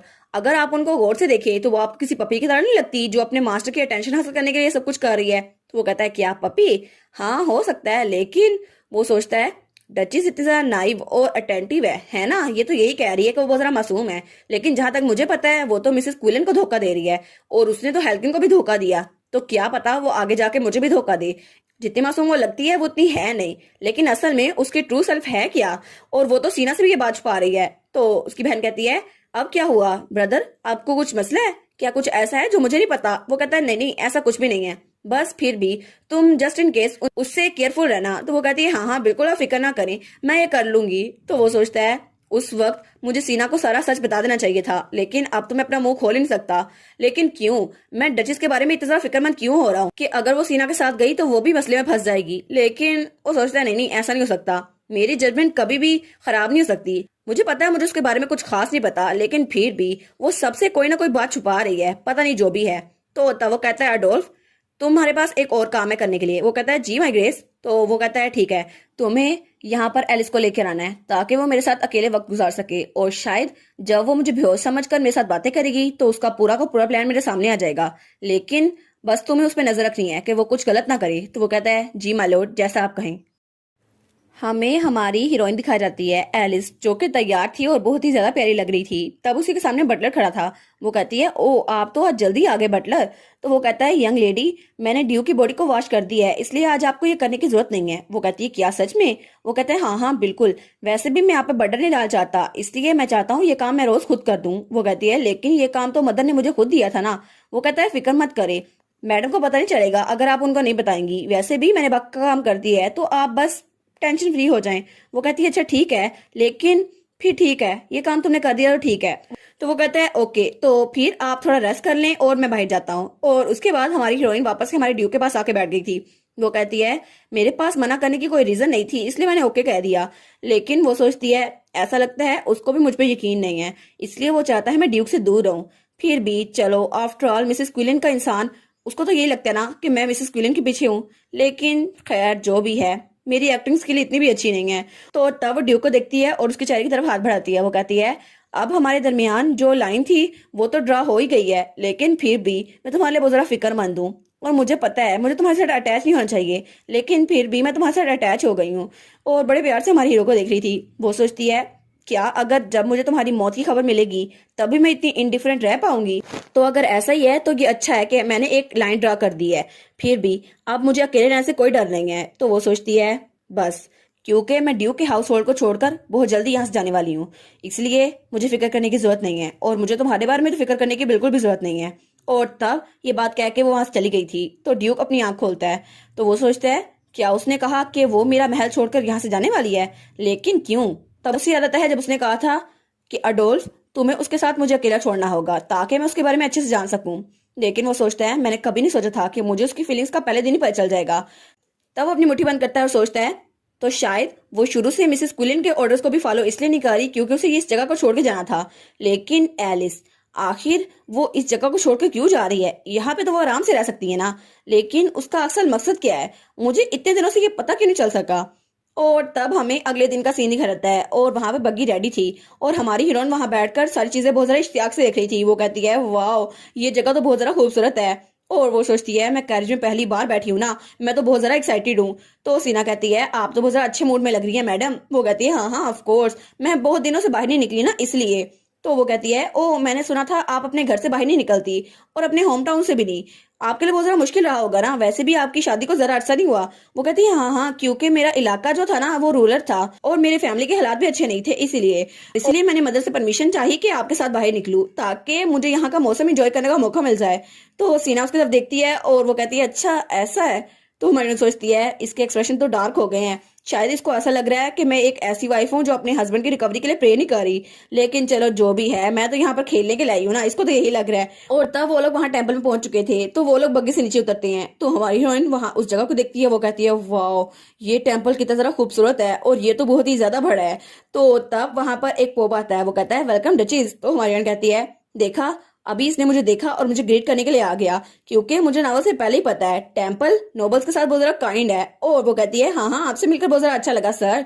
और वो कहता है हमारा टेम्पल आपके लिए प्रेयर रूम सेपरेट कर रहा है, इसलिए मैं आपको गाइड कर रहा हूँ। और वो सोचती है कॉमनर्स की बजाय हम नोबल्स को बहुत ज्यादा अहमियत दी जाती है, क्योंकि हम लोग डोनेशन करते रहते हैं, इसी वजह से जितना ज्यादा हाई रैंक होगा उससे अच्छा ट्रीटमेंट मिलेगा हमें। तो सीना कहती है एक्सक्यूज मी, क्या ये ठीक होगा कि मैं एक अलग प्रेयर रूम यूज करूं, क्योंकि मैं चाहती हूँ मैं दिल से प्रेयर करूँ ना, इसलिए। तो हमारी कहती है ऐसा लगता है वो कुछ और करना चाहती है, लेकिन चलो मुझे क्या है। और वो सोचती है मदर इन लॉ ने कहा था मैं उस पर नजर रखूं, लेकिन मुझे रखने की जरूरत है भी या नहीं। तो वो कहती है ऑफ कोर्स ही ना, आपको फिक्र करने की जरूरत नहीं है। वैसे भी अगर आप अलग रूम में प्रेयर करना चाहती हैं तो उसी में कंफर्टेबल रहें, मैं आपको फोर्स नहीं करूंगी। तो वो कहती है थैंक यू अंडरस्टैंडिंग के लिए, मैं आपको बाद में मिलती हूँ। तो हमारी कहती है हाँ हाँ ठीक है सीना। तो तब हमारी सोचती है फाइटिंग मिसेस कुलिन के खिलाफ तुम्हारा एग्जिट प्लान के लिए फाइटिंग। और तब वो एक रूम में पहुंच चुकी थी, तो वहां पर एक मूर्ति थी, एक स्टैचू। तो वो सोचती है अच्छा प्राइवेट प्रेयर रूम इतना ज्यादा स्पेशियस होता है, लेकिन शायद यही प्लेस थी जिसको वो मेंशन कर रही थी। और वो सोचती है ये स्टैचू कितना ज्यादा खूबसूरत है, बिल्कुल कैलियोस की तरह। तो तब वो ब्लश करने लगती है, कहती है नहीं नहीं, मेरा स्टैंडर्ड ऑफ ब्यूटी ये तो कैलियोस बन के रह गया है, नहीं मैं उसकी बात नहीं करूंगी। और वो सोचती है बस अपनी सेंसेस में वापस आओ, तुम ड्यूक के साथ ऐसे बातें क्यों कर रही हो, कितनी इडियट हो तुम। तभी वहां पर उसको एक बुक नजर आती है, वो कहती है ओ ये बुक तो डिवाइन पावर्स के बारे में है ना। तो वो उस बुक को खोलती है और कहती है इस बुक के अंदर तो नेस्ट्रोफिल्स के बारे में लिखा है, फर्स्ट पोप। और वो कहती है चलो मुझे दिखाओ कि इसमें जो रीडिंग है उसमें मेरे लिए क्या फायदा है। तो बुक खोलती कहती है मैं इंट्रो को स्किप करती हूँ और आगे जाके पढ़ती हूँ, लेकिन वो उस बुक को पढ़ते हुए सोचती है ओ नो ये क्या हो गया। तो तब उस बुक को बंद करती है, उसके ऊपर हाथ रखती है, वो कहती है प्लीज मुझे बताओ जो मैं पढ़ना चाहती हूँ। लेकिन बुक से कोई जवाब ही नहीं आता। वो कहती है क्या मैं कोई और बुक ना पढ़ लूं। फिर वो कहती है नहीं नहीं, इसमें फर्स्ट पॉप के बारे में लिखा है तो इसमें इन्फॉर्मेशन बहुत ज्यादा अच्छी होगी, है ना, मैं इसको पढ़ ही लेती हूँ। तब वो वहां बैठ जाती है और बुक खोल लेती है, वो कहती है चलो पढ़ तो लूं मैं इसको। और वो कहती है वैसे भी कोई और जिसके पास सेम डिवाइन पावर हो मुझे ऐसा कोई मिलेगा नहीं, लेकिन डाइवर्स सर्कल्स ऑफ विजर्ड में डिवाइन एनर्जी उनके डिवाइन विल के मुताबिक होती थी, और जिसकी जैसी विल होगी वैसे ही वो माइनर वाउंड्स को हील कर सकता है, लेकिन सबके पास हीलिंग एबिलिटीज अलग अलग होती हैं। और वो सोचती है और बड़ी इंजरीज को हील करने का सिर्फ एक ही तरीका था कि पोप उसको इस्तेमाल करे, और पोप के पास सिर्फ ये ताकत थी। लेकिन जो लोग हीलिंग मैजिक यूज कर सकते हैं और बड़ी बड़ी इंजरीज को कर सकते हैं वो एलीट क्लास होती है, और इसकी वजह से सीनियर क्लरिक्स उसको बहुत ज्यादा इज्जत देते हैं। और वो सोचती है कम अज कम मैं इतना तो अचीव कर ही लूंगी ना। लेकिन तब वहां पर देख के तो वहां लिखा था मेजर वाउंड्स को हील करने के लिए सीनियर क्लर्गी लेवल करेक्ट होना चाहिए और उसको अटेन करना बहुत ज्यादा जरूरी है। तो वो सोचती है मैंने ड्यूक का वाउंड हील तो कर दिया था, लेकिन सच में मेरे पास इतनी अच्छी हीलिंग पावर है भी या नहीं, और ये तो रेयर लेवल होता है ना, मुझे लगता है मेरे पास इतना नहीं होगा।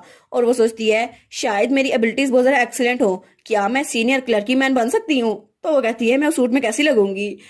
लेकिन फिर वो सोचती है कि जरा काम होगा ना, एक ह्यूज टास्क और रिस्पॉन्सिबिलिटी, और सब कहेंगे मिनिस्टर मिनिस्टर काम करना होगा। और वो कहती है नोबल मैनेजमेंट भी करनी पड़ेगी मुझे, नहीं नहीं नहीं इतनी सारी जिम्मेदारी नहीं ले सकती हूँ, मैं तो बहुत ज्यादा थक जाऊंगी। तो वो कहती है अच्छा ठीक है, तो सबसे पहले मैं अपने आप को हाइड करती हूँ और मॉडरेशन में रहूंगी ताकि किसी को पता ना चले, लेकिन आखिर किसको पता चलेगा कि मैं किससे छुप रही हूँ। तो तब वो स्टैचू को देखकर सोचती है तुम्हें पता नहीं चलेगा ना कि तुम कितना ज्यादा शेमफुल हो अगर तुम मुझे कोई ओराकल ना दो, मेरे पास तो कोई मिराकल भी नहीं है। तो तब वो स्टैचू को देखती है तो उसे लगता है वो हिल रहा है, तो तभी उसको आवाज आती है डचिस डेराट। वो कहती है क्या इस स्टैचू से आवाज आई, सच में ये बात कर रहा है। लेकिन तभी वो पीछे मुड़कर देखती है तो वहां पर दरवाजा खटखटाता है कोई, तो आवाज आती है डचिस क्या आप ठीक है, मिनिस्टर ने मुझे कहा है मैं अंदर आ जाऊं। तो वो कहती है अच्छा चलो कम अज कम ये प्रीस्ट की आवाज थी, मुझे लगा कि गॉड मुझे रिस्पॉन्स कर रहे हैं, लेकिन मैं तो बहुत ज्यादा डर गई थी, चलो अच्छा हुआ ये स्टैचू से आवाज नहीं आई। वो कहती है प्लीज आप अंदर आ जाएं। तो वहां पर एक लड़की थी, वो कहती है हेलो मैडम। तो फिर वो कहती है हाई प्रीस्ट ने आपके लिए चाय का एक कप भेजा है और इसमें बहुत ज्यादा अच्छी हर्ब्स है, इसकी वजह से आपकी सेहत अच्छी रहेगी और इसकी खुशबू बहुत ज्यादा अच्छी है। तो हमारी सोचती है शायद ये लो रैंकिंग की प्रीस्ट है। तो तब वो उसको देखकर सोचती है लेकिन मेरा आइडियल व्यू प्रीस्ट का जो था वो तो यही है ना। और तब उसे कहती है एक्सक्यूज मी मेरा आपसे एक सवाल है। तो उसके सामने जो प्रीस्ट थी वो कहती है जी आप पूछें। तो हमारी कहती है क्या प्योर होना जरूरी है क्वालिफिकेशन के लिए, प्रीस्ट बनने के लिए। वो कहती है हाँ हाँ बिल्कुल। तो हमारी सोचती है लेकिन कुछ ऐसे भी लोग हैं जिनकी शादी हो गई है, तो क्या इस सूरत में कोई प्रीस्ट बन सकता है। तो वो कहती है वेल ऐसा कोई केस सुना तो नहीं है मैंने, लेकिन मे भी ऐसा हो सकता है। लेकिन पुराने वक्तों में एक लड़की थी जिसकी शादी हो गई थी, लेकिन इसके बावजूद उसकी डिवाइन पावर इतनी ज्यादा थी कि वो प्रीस्ट बन गई थी। और वो तो बहुत ही ज्यादा क्वालिफिकेशन वाली थी, लेकिन इसके बावजूद भी मुझे नहीं पता कि उनकी ब्लेसिंग के हिसाब से कैसे कर सकते हैं, लेकिन शायद आपको बुक्स में कुछ मिल जाए। तो हमारी कहती है अच्छा, तो इसका मतलब है आपके पास डिवाइन पावर्स हो तो इससे फर्क नहीं पड़ता आप शादीशुदा हैं या नहीं। तो वो कहती है जी जी बिल्कुल, क्योंकि गॉड तो सबसे इक्वली प्यार करता है ना। वो कहती है लेकिन फिर भी मेरी कोई एनिमीज नहीं है, लेकिन सच में मैं तुम्हारी थैंकफुल हूँ, कम अज कम मैं प्रीस्ट तो बन सकती हूँ ना। और वो सोचती है मुझे लगा था तुम्हारी इंटेंशंस अच्छी नहीं है, लेकिन चलो पोप के बारे में जो पता चला उसके बारे में ये तो अच्छा था ना कि मैं प्रीस्ट बन सकती हूँ। तो उसके सामने जो थी वो कहती है मैं मैनेजमेंट के रिकॉर्ड को हैंडल करती हूँ, लेकिन एक दोस्त के तौर पर मैं आपको असिस्ट कर सकती हूँ। तो हमारी कहती है क्या, इनरोलमेंट डॉक्यूमेंट्स? तो तब वो उसके सामने डॉक्यूमेंट रखती है। वो कहती है जी बिल्कुल, ये क्लर्की इनरोलमेंट एप्लीकेशन फॉर्म है, अगर आपके दोस्त को इसको फिल करना है तो जल्दी फिल करके भेज दे। तो हरियन कहती है एप्लीकेशन? तो वो कहती है जी जी बिल्कुल, सबसे पहले इसमें उनको अपनी डिवाइन पावर के बारे में लिखना होगा और इन्फॉर्मेशन सेक्शन के बारे में, और उसके बाद हम उनके बारे में एक पावर टेस्ट लेंगे जिसकी वजह से हमें पता चल जाएगा उनकी पावर कैसी है।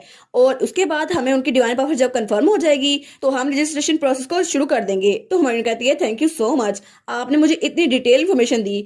और वो सोचती है इस तरीके से तो मैं एप्लीकेशन फॉर्म को फिल कर सकती हूँ। तो तब उसके सामने मेरी प्रीस्टेस कहती है ऑफ कोर्स आपको हमारी हेल्प की जरूरत थी, लेकिन आपके जो दोस्त है वो भी रॉयल फैमिली से है ना। तो हमारे उनके दिल में बात लगती है जाके। वो कहती है असल में वो तो मैं हूँ, लेकिन उसके सामने जो प्रिंसेस थी वो कहती है क्या मैं आपका नाम जान सकती हूँ? मेरा नाम है वायलेट। तो हमारी कहती है वायलेट, कितना प्यारा नाम है ना तुम्हारा। और वो सोचती है डेफिनेटली मैं इसकी काइंडनेस के लिए इसको बाद में रीपे कर दूंगी। और तब वो भी उसको अपना नाम बताती है। वो कहती है मेरा नाम है एल्स डिराड, और प्लीज मुझे तुम्हारे साथ दोस्ती करके बहुत ज्यादा अच्छा लगा। और वो सोचती है ये तो मेरी बड़ी अच्छी दोस्त बनेगी जब मैं यहाँ पर इनरोल होकर आऊंगी। में शाम का वक्त दिखाया जाता है जब हमारी एलिस और सीना दोनों चर्च से वापस आ गई थी। तो उनके सामने हमारी एलिस की मदर इन लॉ खड़ी थी। वो कहती है तुम दोनों लेट हो। तो वो कहती है हमें माफ कर दे मदर, लेकिन हम वापस आ गए। तो उसकी मदर इन लॉ कहती है ठीक है तुम ऊपर जाओ और रेस्ट करो। और वैसे भी सीना मेल्टन को कुछ ज्यादा मुसीबत उठानी पड़ रही है मेरे बेटे की वजह से, जो कि इनएडिक्वेट है।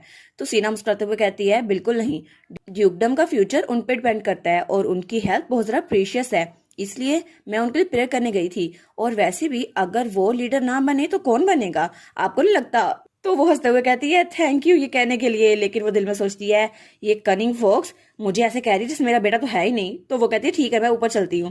पीछे से हमारी एलिस की मदर इन लॉ कहती है ये कितनी जरा बदतमीज थी, बिल्कुल लोमड़ी की तरह चालाक थी, और देखो सेम मुझे आगे से जवाब दे रही है। तो हमारी ओर सोचती है हाँ हाँ बिल्कुल, लेडी का कोई मैच ही नहीं है, वैसे भी वो तो फीमेल लीड है ना स्टोरी की। तो तब एलिस की मदर इन लॉ तोपो का रुख उसकी तरफ कर देती है। वो कहती है और तुम बताओ इतनी देर से क्यों आई हो, क्या तुम लोग टेंपल के अलावा भी कहे गए थे? वो कहती है नहीं नहीं मैं तो टेंपल पे प्रे कर रही थी और मुझे लगा था लेडी बहुत ज्यादा सस्पिशियस है, जब उन्होंने कहा उन्हें प्राइवेट प्रेयर रूम चाहिए, लेकिन मैंने वहां गार्ड से पूछा तो उन्होंने कहा वो पूरा वक्त अपने कमरे में ही थी ताकि प्रे कर सके। तो उसकी मदर इन लॉ कहती है चलो ठीक है जो भी है बस उसमें नजर रखना, और शायद ये पहला दिन था ना शायद इसीलिए वो बिल्कुल चुप थी।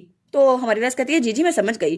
तो तब वो कहती है ठीक है जाओ और अपने हस्बैंड की मेडिसिन का ध्यान रखो, तुम यही तो करती हो। तो हमारी वैस कहती है जी मदर। और वो सोचती है चलो जाती हूँ अपने हस्बैंड को जाके थोड़े सप्लीमेंट्स खिलाती हूँ, न्यूट्रिशन मिलेंगे ना उसे। और तब वो हमारे ड्यूक के कमरे में पहुंच चुकी थी और उसे वो दवाई पिला रही थी। और तब वो ड्यूक को देखकर सोचती है पता नहीं आज तो ड्यूक को देखकर मेरा मूड फ्रेश नहीं हो रहा। तो तभी उसकी जेब से वही फॉर्म नीचे गिर जाता है जो उसे उस प्रीस्ट ने दिया था। तो तब वो ड्यूक का हाथ पकड़ती है और कहती है ये कितना जरा वार्म है, लेकिन मैं कुछ भी नहीं कर सकती। और वो थोड़ा उदास हो जाती है और उसके थोड़ी देर बाद वो वहां से चली गई थी। और तभी ड्यूक अपनी आंखें खोलता है। तो तब वो अपने हाथ को देखता है और सोचता है क्या मेरा हाथ, लेकिन क्या सच में इतना ही गर्म था? और आखिर ये क्या करना चाहती थी लेकिन ये कर नहीं सकती। और वैसे भी आज तो उसने मुझे पहले की तरह ग्रीटिंग भी नहीं की, क्या सच में वो ये जगह छोड़ के जाने वाली है? लेकिन अगर ऐसा ही था तो उसकी आवाज में इतनी सैडनेस क्यों थी, उसे तो खुश होना चाहिए था ना। और तब वो सोचता है जब उसने उसका हाथ पकड़ा था, वो कहता है उसने मेरा हाथ पकड़ा था तो कितना जरा गर्म लग रहा था। और उसके थोड़ी देर बाद सीन चेंज होता है और हमें हेल्किन दिखाया जाता है जिसके हाथ में एंटीडोट था। वो कहता है योर एक्सलेंसी ये पूरा कंप्लीटेड एंटीडोट है, आप इसको पी सकते हैं। तो वो कहता है अच्छा ठीक है। तो हेल्किन तभी उस शीशी को पीछे कर लेता है। तो ड्यू कहता है क्या अब क्या क्या तुम मुझे ये देने से मना कर रहे हो? वो कहता है नहीं नहीं माफ कीजिएगा, लेकिन मैं बस आपको बता रहा हूँ कि ये मेडिसिन बहुत ज्यादा स्ट्रॉन्ग है। तो ड्यू कहता है अच्छा तो फिर ड्यू कहता है तो तुम कह रहे हो ये पॉइजन है ना? लेकिन क्या सच में तुम चाहते हो मैं इसको कंज्यूम करके मर जाऊं? हल्किन कहता है नहीं नहीं, मेरा ये मतलब नहीं था, मेरा मतलब था डिटॉक्सिफिकेशन प्रोसेस बहुत ज्यादा पेनफुल है, इसकी वजह से आपको बहुत ज्यादा दर्द होगी। आपने जो पहले न्यूट्रिशनल सप्लीमेंट्स लिए थे ना, मैंने उन्हें पेन किलर डाल दिए थे, लेकिन मुझे लगता है इससे ज्यादा फर्क नहीं पड़ेगा, और अगर आपने इस दवाई को पी लिया तो इसकी वजह से आपको सुबह में बहुत ज्यादा मसला होगा। तो ड्यूक कहता है छोड़ो इस बात को, बस मुझे एंटीडोट दे दो। और वो सोचता है क्या फर्क पड़ता है ये प्रोसेस पेनफुल हो या फिर नहीं, मुझे तो बस दवाई चाहिए। तो बटर कहता है योर एक्सलेंसी आप इसको नहीं पी सकते। तो वो कहता है नहीं, मुझे इसे पीना ही होगा ताकि दोबारा से मैं डार्कनेस में फंस के ना रह जाऊं, मुझे उससे निकलना ही होगा। और तभी दरवाजे में दस्तक होती है, तो वो कहता है कौन है? तो वहां थी हमारी सीना। तो तब वो कहता है ठीक है अंदर आ जाओ। और तब दरवाजा खुलता है और वहां से सीना चलती हुई अंदर आती है, और उसका ड्रेस उसकी आंखों की तरह ग्रीन था, जो कि बहुत ही ज्यादा खूबसूरत था। तो हेल्कर उसको देखकर देखते रह जाता है, और वो तो ब्लश कर रहा था। वो सोचता है मैंने सुना था कि यंग लेडी सीना मेल्टन बहुत ही ज्यादा खूबसूरत है, लेकिन मैं उनको खुद देख रहा हूँ तो ये बहुत ही ज्यादा प्यारी हैं। तभी उसके पीछे से कुछ सर पे लगता है। वो कहता है क्या मेरे सर पे क्या लगा? तो तब वहां पे सीना आती है। वो कहती है दूसरों को घूरना अच्छी बात नहीं होती, और तुम्हें तो थोड़े बेसिक मैनर सीख लेने चाहिए।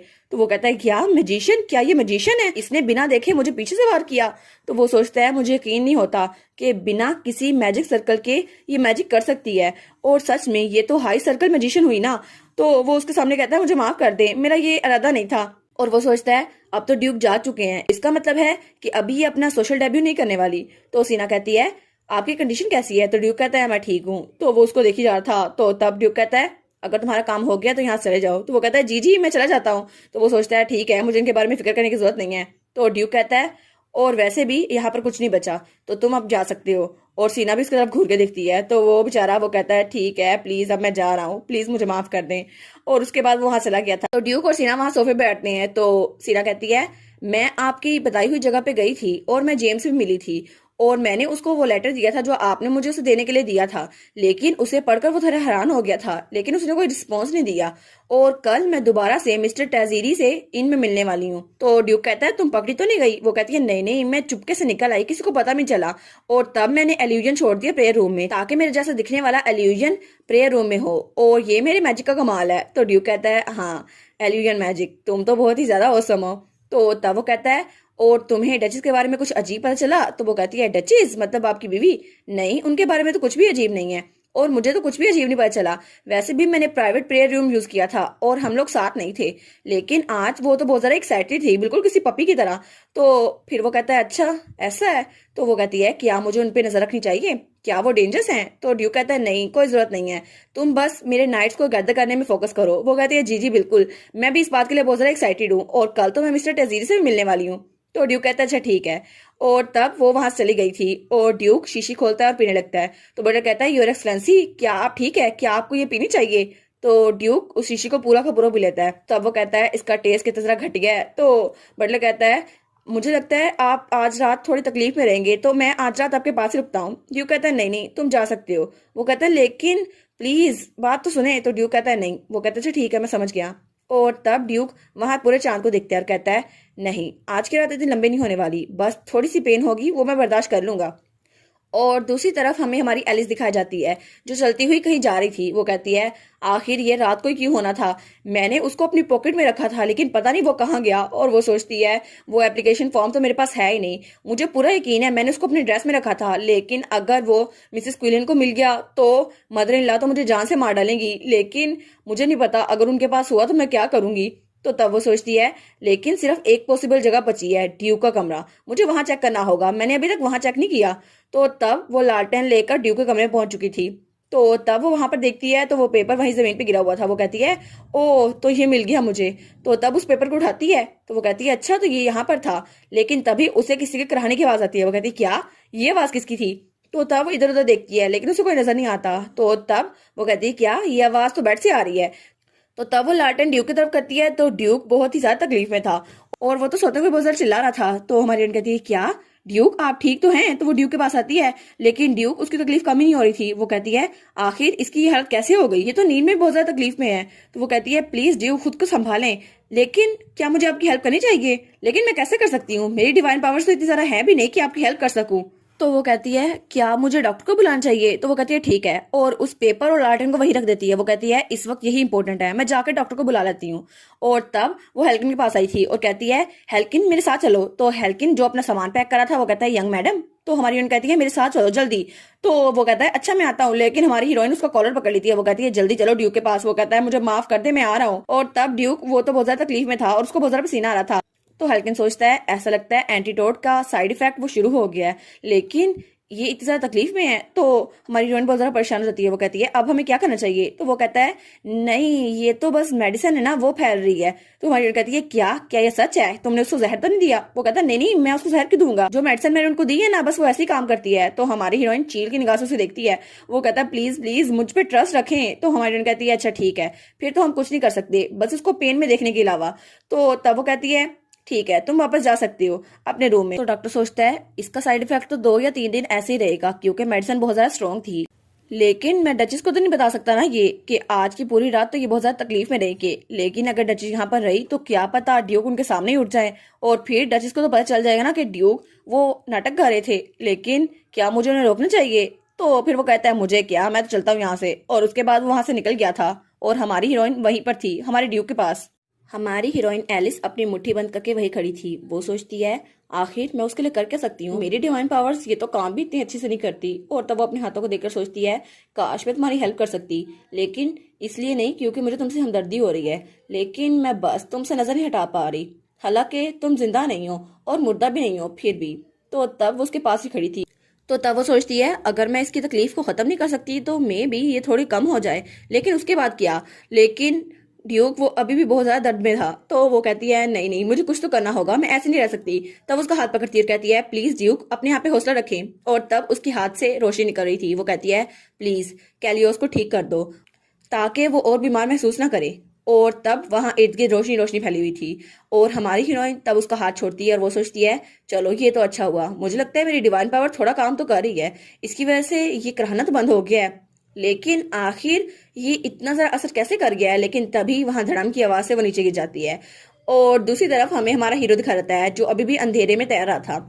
और तभी वो सोचता है मुझे पेन ज्यादा फील क्यों नहीं हो रही, अब तो मुझे दर्द बिल्कुल भी महसूस नहीं हो रहा। तो तभी उसकी आंखें खुलती है। वो कहता है क्या ये रोशनी, ये तो मुझे पिछली बार भी दिखाई दी थी। तभी उसकी आंखें खुलती है। वो कहता है क्या मैंने वो रोशनी फिर से देखी, लेकिन ये रोशनी आई कहाँ से? तब वो अपनी आंखें खोल के उधर देखते हैं तो वहां पे एलिस उसके बेड पे लेटी हुई थी जैसे वो गिर गई हो। तो वो कहता है क्या ये यहाँ पर क्या कर रही है?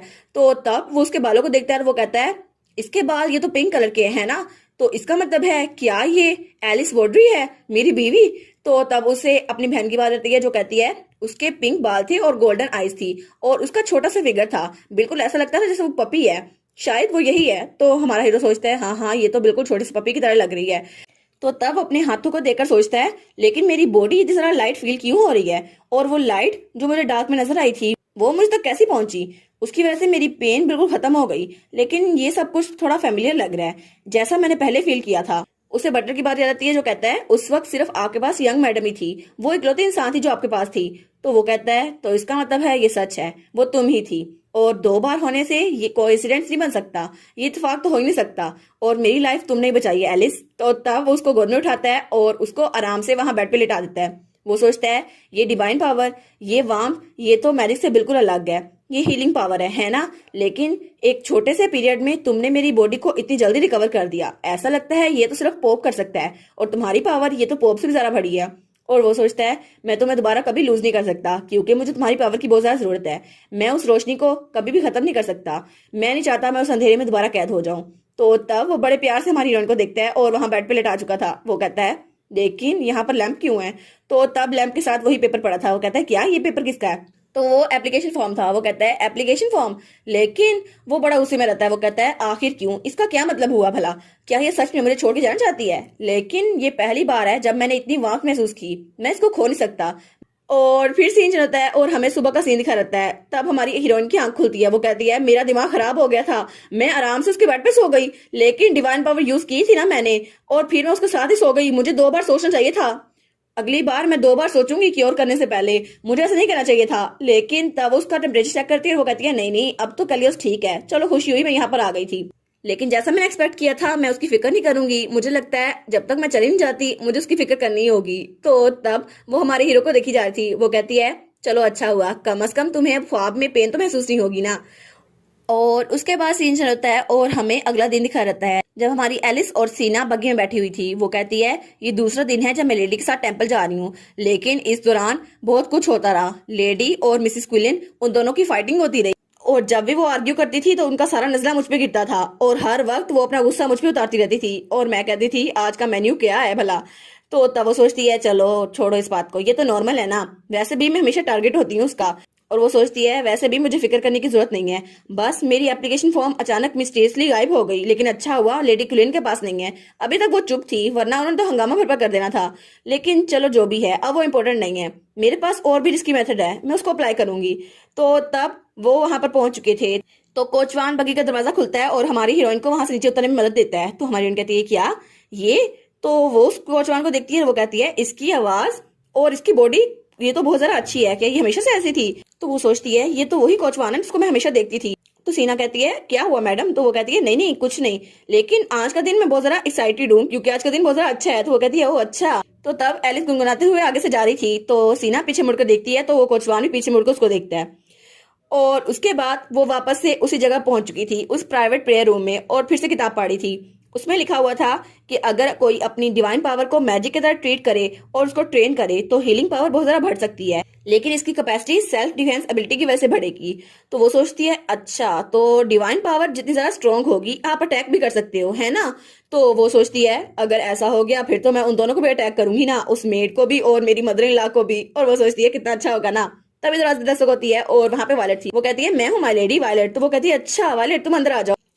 वो कहती है क्या आज आप मेरे साथ बाहर चलेंगी? तो हमारी हीरोइन कहती है ये तो सही टाइम पे आई, मुझे यहाँ से बाहर निकलना था। तब वो कॉरिडोर से निकल रहे थे तो हमारी हीरोइन कहती है लेकिन तुम मुझे यहाँ पर क्यों लेके आई हो? तो वहां पर बहुत सारा लोग थे, तो वहां पर सब लोग राशन बांट रहे थे और कोई हीलिंग मैजिक यूज कर रहा था।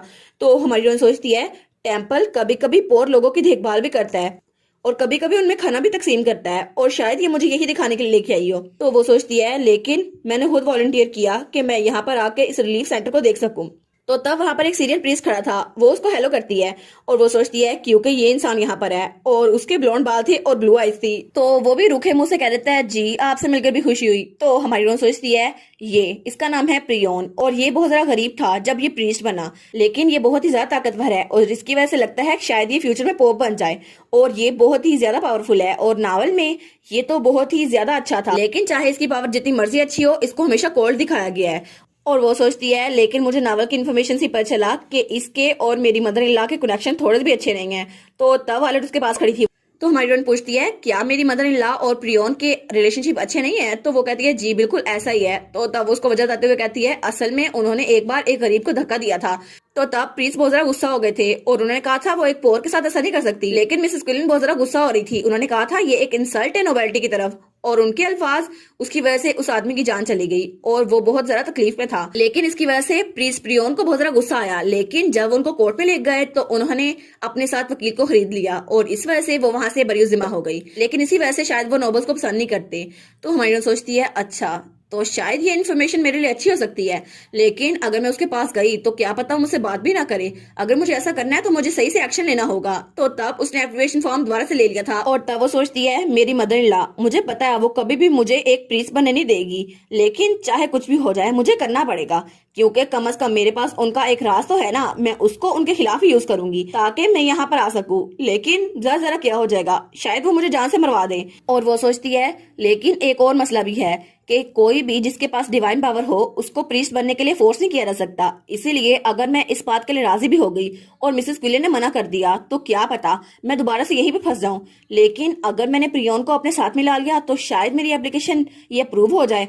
और तब प्रियोन उसके सामने खड़ा था, वो कहता है आपका यहाँ आज फिर आने के लिए थैंक यू सो मच। और तब वो स्माइल कर रहा था, लेकिन उसके सामने आते ही वो फिर से कोल्ड हो जाता है। वो कहता है हाँ ठीक है। तो वो सोचती है जिस दिन से इसे पता चला कि मैं लेडी क्विलिन की डॉटर इन लॉ हूँ इसने मुझे ग्रेट नहीं किया और मैंने इसे कभी स्माइल करते हुए नहीं देखा। और वो सोचती है लेकिन मैं कई दिनों से यहाँ पर आ रही हूँ इसलिए अब शायद ये मेरी बात मान जाए। और वो सोचती है इसके पास तो फेम और पावर लेडी क्विलिन से भी ज्यादा है और इसका डिमीनर इतना ज्यादा है कि टेम्पल भी इसके प्रेशर के अंडर है, तो शायद ही मेरी हेल्प कर सकता है। तो तब वो कहता है ठीक है, आज फिर आप दोबारा से मुझसे पूछिएगा। वो कहती है जी जी बिल्कुल, और वो सोचती है हाँ बिल्कुल, मुझे तुम चाहिए हो, अगर तुम मेरी साइड पे रहे तो मैं प्रिंस बन सकती हूँ।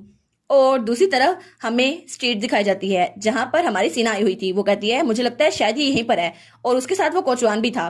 तो तब हमें वो जगह दिखाई जाती है। तो तब दरवाजा खुलता है और वो अंदर दाखिल होती है, और उसके साथ वो कोचवान भी अंदर दाखिल होता है। तो सब लोग खड़े रहते हैं। वो कहते हैं नो वे, क्या तुम श्योर हो ये वही है? तो तब सीना कहती है प्लीज ब्रदर आप अपनी रिंग उतारें। तो तब वो अपनी रिंग उतारता है और वो अपना रूप बदल चुका था, क्योंकि वो था हमारा ड्यूक कैलियोस। और वो कहता है बहुत दिनों बाद मिले टेसीरी और डेविड। तो सब लोग कहते हैं वाह आप जिंदा हैं। तो टेसीरी कहता है योर एक्सलेंसी, क्या आप अब ठीक हैं? तो वहां पर एक और लड़का था जो कि नाइट कमांडर डेविड था। वो रोते हुए कहता है आप ठीक तो है ना? और वो तो रोते हुए बिल्कुल कुलबियर लग रहा था। वो कहता है मुझे लगा था वो लोग आपको प्रोटेक्ट नहीं कर सकते, लेकिन आप तो सच में जिंदा हैं। मुझे लगा था आप मर गए होंगे, लेकिन चलो अच्छा है आप जिंदा तो है ना। तो कैलियोस कहता है बस कर दो अब ड्रामे, अब उठ जाओ। वो कहता है अच्छा ठीक है मैं उठता हूँ। तो सीना सोचती है अच्छा तो ये वही है ना जिसको बैटलफील्ड में बेयर कहा जाता था, लेकिन इस वक्त इसका डिमीनर तो बिल्कुल अलग लग रहा है। तो कैलियोस कहता है मैं अब ठीक हूँ। वो कहता है हाँ हाँ ठीक है, और वो रो रहा था अभी तक। तो सीना कहती है बस कर दो रोना। तो तब उसका एक और साथी वहां पर आया था। वो कहता है मैं बहुत ज्यादा शुक्रगुजार हूँ कि आप गॉड के मिराकल की वजह से दोबारा जिंदा हो गए। तो तब उसे याद आता है कि एलिस ने उसे ठीक किया था। वो कहता है हाँ बिल्कुल ये गॉड की वजह से ही हुआ है। तो तब वो कहता है ठीक है हम लोग पहले बैठ जाते हैं उसके बाद बात करते हैं। तब वो सारे के सारे टेबल पे बैठ गए थे। तो हमारा कैलियोस कहता है मुझे पहले ही पता है कि तुम लोग अपना काम बहुत ज्यादा मेहनत से कर रहे हो, लेकिन मुझे लगता है कि हमें अपने शेड्यूल को थोड़ा मूव करना होगा, हमें इसे थोड़ा जल्दी करना होगा। तो वो कहते हैं क्या लेकिन क्यों? तो हमारा ड्यूक कहता है क्योंकि कुछ ऐसा है जिसे मुझे रोकना है जो बहुत ज्यादा जल्दी होने वाला है, लेकिन हमें उससे भी जल्दी अपने काम को करना होगा। और उन बेचारों को क्या पता था कि ये सब कुछ हमारा ड्यूक हमारी एलिस को प्रिंस बनने से रोकने के लिए कर रहा है। ड्यूक का साथी कहता है क्या आप सच में प्लान को रीशेड्यूल करने वाले हैं? तो ड्यूक कहता है हाँ बिल्कुल, अभी भी स्क्वाड में बहुत सारा मेंबर्स हैं, तो क्या हम इसको रीशेड्यूल कर सकते हैं? तो वो कहता है जी जी सभी गैदर हो गए हैं, हम बस आपके जागने का इंतजार कर रहे थे। तो ड्यूक कहता है चलो अच्छा हुआ, मैं तुम लोग पे भरोसा कर सकता हूँ। तो तब वो कहता है और मिसेस क्विलन के खिलाफ जो इन्वेस्टिगेशन थी वो कैसे जा रही है? तो उसके साथी कहते हैं जी बिल्कुल, हमें पता चला है कि वो बहुत ज्यादा गलत एक्टिविटीज में इन्वॉल्व थी, और इसलिए हमारे पास उनके खिलाफ सबूत है। और इसका सबसे बड़ा सबूत ये है कि वो एम्परर को रिश्वत दिए जा रही हैं, जिसकी वजह से उनका बेटा जिसके पास कोई टैलेंट नहीं है वो अकेडमी में टॉप करता रहा है। तो वो कहता है अच्छा तो कलेक्टिंग एविडेंस ये काफी होगा, मुझे लगता है तुम लोग बड़ा अच्छा काम कर रहे हो, तो आगे मुझे इसके बारे में और इन्फॉर्मेशन चाहिए। तब वो सोचता है मिसेस क्विलिन की जान लेने के लिए यही काफी होगा कि उसने मुझे पॉइजन दिया था, लेकिन अभी एक और इशू है, वो ये कि इस सब में करंट एम्परर भी इन्वॉल्व है जो कि पेंटागन एम्पायर का एम्परर है, और वो बहुत ज्यादा ताकतवर है। लेकिन करप्ट नोबल फैमिली वो उसकी साइड लेती है, जिसकी वजह से मैं उसको ऐसे सलाह नहीं दे सकता, इसलिए मुझे पहले एम्परर से जान छुड़वानी होगी। और एम्परर जिसको पता था कि ब्लैक नाइट जो कि मेरे नाइट्स थे वो बहुत ही ज्यादा ताकतवर हैं, लेकिन उसने फिर भी अथॉरिटी का इस्तेमाल करते हुए उनको अलग करवा दिया। और एम्परर वो तो खुद भी बहुत ज्यादा करप्ट है, लेकिन हमारे लिए इकलौती होप वो ये है कि एम्पीरियल फैमिली का छोटा प्रिंस क्राउन प्रिंस जो कि अभी अनकॉन्शियस है, लेकिन अगर वो जाग गया तो क्या पता सब कुछ ठीक हो जाए। और इस वक्त सबसे अहम मसला ये भी है कि फ्यूचर एम्परर का एक और बेटा है जो कि अपनी बुरी बातों के लिए बहुत ज्यादा मशहूर है, और वो हर वक्त ड्रिंक करता रहता है, लेकिन हम सेकंड प्रिंस के साथ नहीं है, हम उसको एम्परर नहीं बना सकते। और मैंने ये बात एम्परर से भी की थी, लेकिन शायद उसने गुस्सा होकर मुझे जहर दिलवा दिया, और एम्परर की बात सुनकर बहुत ज्यादा डिसअपॉइंट हो गया होगा। लेकिन जब मेरे डैड अपने घोड़े से गिर गए थे और वो जख्मी हो गए, फिर भी एम्परर ने कोई स्पेशल मेजरमेंट नहीं लिए थे, और उन्होंने हालात को वैसे ही छोड़ दिया। और जब डचिस एलिस जो कि मेरी बीवी है उसको मेरी बीवी बनाया गया, तो उन्होंने इस बात के लिए मना नहीं किया, लेकिन ऐसा लगता है कि एम्परर वो मिसेस क्विलिन के साथ मिले हुए हैं, और इसीलिए शायद वो उनको प्रोटेक्ट कर रहे हैं क्योंकि वो मेरी दुश्मन है। तो शायद ये शतरंज का खेल हमें जल्दी खत्म करना होगा, क्योंकि एम्परर वो तो बहुत ज्यादा करप्ट है, हम ऐसे मुल्क में नहीं रह सकते जिसका एम्परर इतना ज्यादा करप्ट हो। तो तब उसका साथी कहता है जी बिल्कुल, जैसे ही हमें सारे एविडेंस मिल गए हम आपकी बहन के साथ कॉन्टेक्ट करेंगे, लेकिन उनकी कमिंग ऑफ एज सेरेमनी आपके घर में ही होने वाली है। तो वो कहता है लेकिन फिर भी शेड्यूल में एडवांसमेंट के लिए कोई तो रीजन होगी ना। तो हमारा हीरो सोचता है इसकी रीजन है सही, मेरी बीवी का प्रीस्ट बनने का इरादा, लेकिन मैं इनको तो ये बता नहीं सकता। तो वो कहता है हाँ इसकी रीजन है, तो तुम लोग जितना जल्दी हो सके ये करो। वो कहता है जी बिल्कुल जैसा आप कहे सर, और सब लोग कहते हैं जी बिल्कुल हम ऐसे करेंगे। और उसके बाद सीन होता है और हमें दोबारा से चर्च का सीन दिखाया जाता है, और सीना अपना मैजिक यूज करके उन दोनों को वापस वहां पर ले आई थी। तो तब वो दोबारा से कोचवान बन गया था।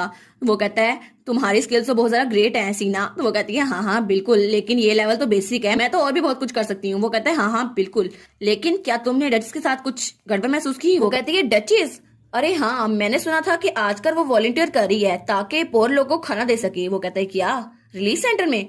तो वो कहती है हाँ हाँ बिल्कुल। तो तब हमें रिलीफ सेंटर दिखा रहता है जहाँ हमारी हीरोइन सबको खाना डाल के दे रही थी। वो कहती है प्लीज आप लोग और पेट भर के खाइए। तो सब लोग कहते हैं थैंक यू। तो हमारी हीरोइन सोचती है मैं तो बहुत ज्यादा एक्साइटेड हूँ यहाँ पर, मुझे नहीं लगा था कि मैं अपने टारगेट तक पहुंच भी सकूंगी, लेकिन वो तो यहीं पर है और मेरे लिए तो बहुत ज्यादा अच्छा हो जाएगा अगर मैं ट्रीटमेंट वाले की लाइन में खड़ी हो जाऊं। तो तभी वहां पर एक बच्चा आता है जिसके साथ उसका भाई था। वो कहता है एक्सक्यूज मी। तो हमारी कहती है हाँ क्या हुआ, क्या तुम्हें ब्रेड चाहिए? वो कहता है हाँ, लेकिन क्या मुझे सूप भी मिल सकता है? मेरा छोटा भाई उसका पेट थोड़ा खराब है इसलिए वो ब्रेड नहीं खा सकता। तो हमारी कहती है हाँ हाँ बिल्कुल ऑफ कोर्स, तुम इसको खाओ जितना मर्जी खाओ। वो कहता है जी बिल्कुल। और तब उसको पकड़ने लगता है तो वो कहता है थैंक यू। तो हमारी कहती है ध्यान से, ये बहुत जरा गर्म है। लेकिन तभी वो धड़ाम से नीचे गिर जाता है और सूंप के छींटे उस छोटे से बच्चे के हाथ में पड़ते हैं। वो कहती है क्या, और वो किसी को बुलाती है। वो कहती है प्लीज यहाँ पर कोई आए, यहाँ पर हीलिंग की जरूरत है। और वो बच्चा रोई जा रहा था लेकिन सब लोग बहुत जरा बिजी थे। तो वो कहती है ऐसा लगता है सब लोग बहुत जरा बिजी हैं, तो ये मुझे ही करना होगा। तो वो बच्चे से कहती है इधर आओ। वो कहती है ये बिल्कुल ठीक रहेगा, मैं तुम्हारे भाई को हील कर दूंगी। तब उसके हाथ पे हाथ रखती है तो वहां से रोशनी निकलती है और दोनों बच्चे उसको देखी जा रहे थे। तो तब उसके हाथ से वो जख्म गायब हो गया था। वो कहते हैं क्या आप प्रीस्टेस हैं? वो कहती है नहीं नहीं अभी नहीं बनी मैं, लेकिन ये हमारा छोटा सा राज है ना, ठीक है ना? वो कहते हैं जी बिल्कुल जैसा आप कहें। और दोनों बहुत ज्यादा खुश थे। तो हमारी कहती है ठीक है, तो अब तुम लोग दोबारा से खाना ले लो। तो तब उसने उनको खाना डाल दिया था और वो लोग खुशी खुशी वहां से जा रहे थे। लेकिन तब हमारी एलिस के पीछे वही प्रीस्ट खड़ा था, प्रियोन। तो वो कहता है क्या तुमने अभी डिवाइन पावर यूज की? तो हमारी कहती है क्या, हाई प्रीस्ट प्रियोन? तो तब उसको देख रहा था। तो हमारी कहती है नहीं नहीं।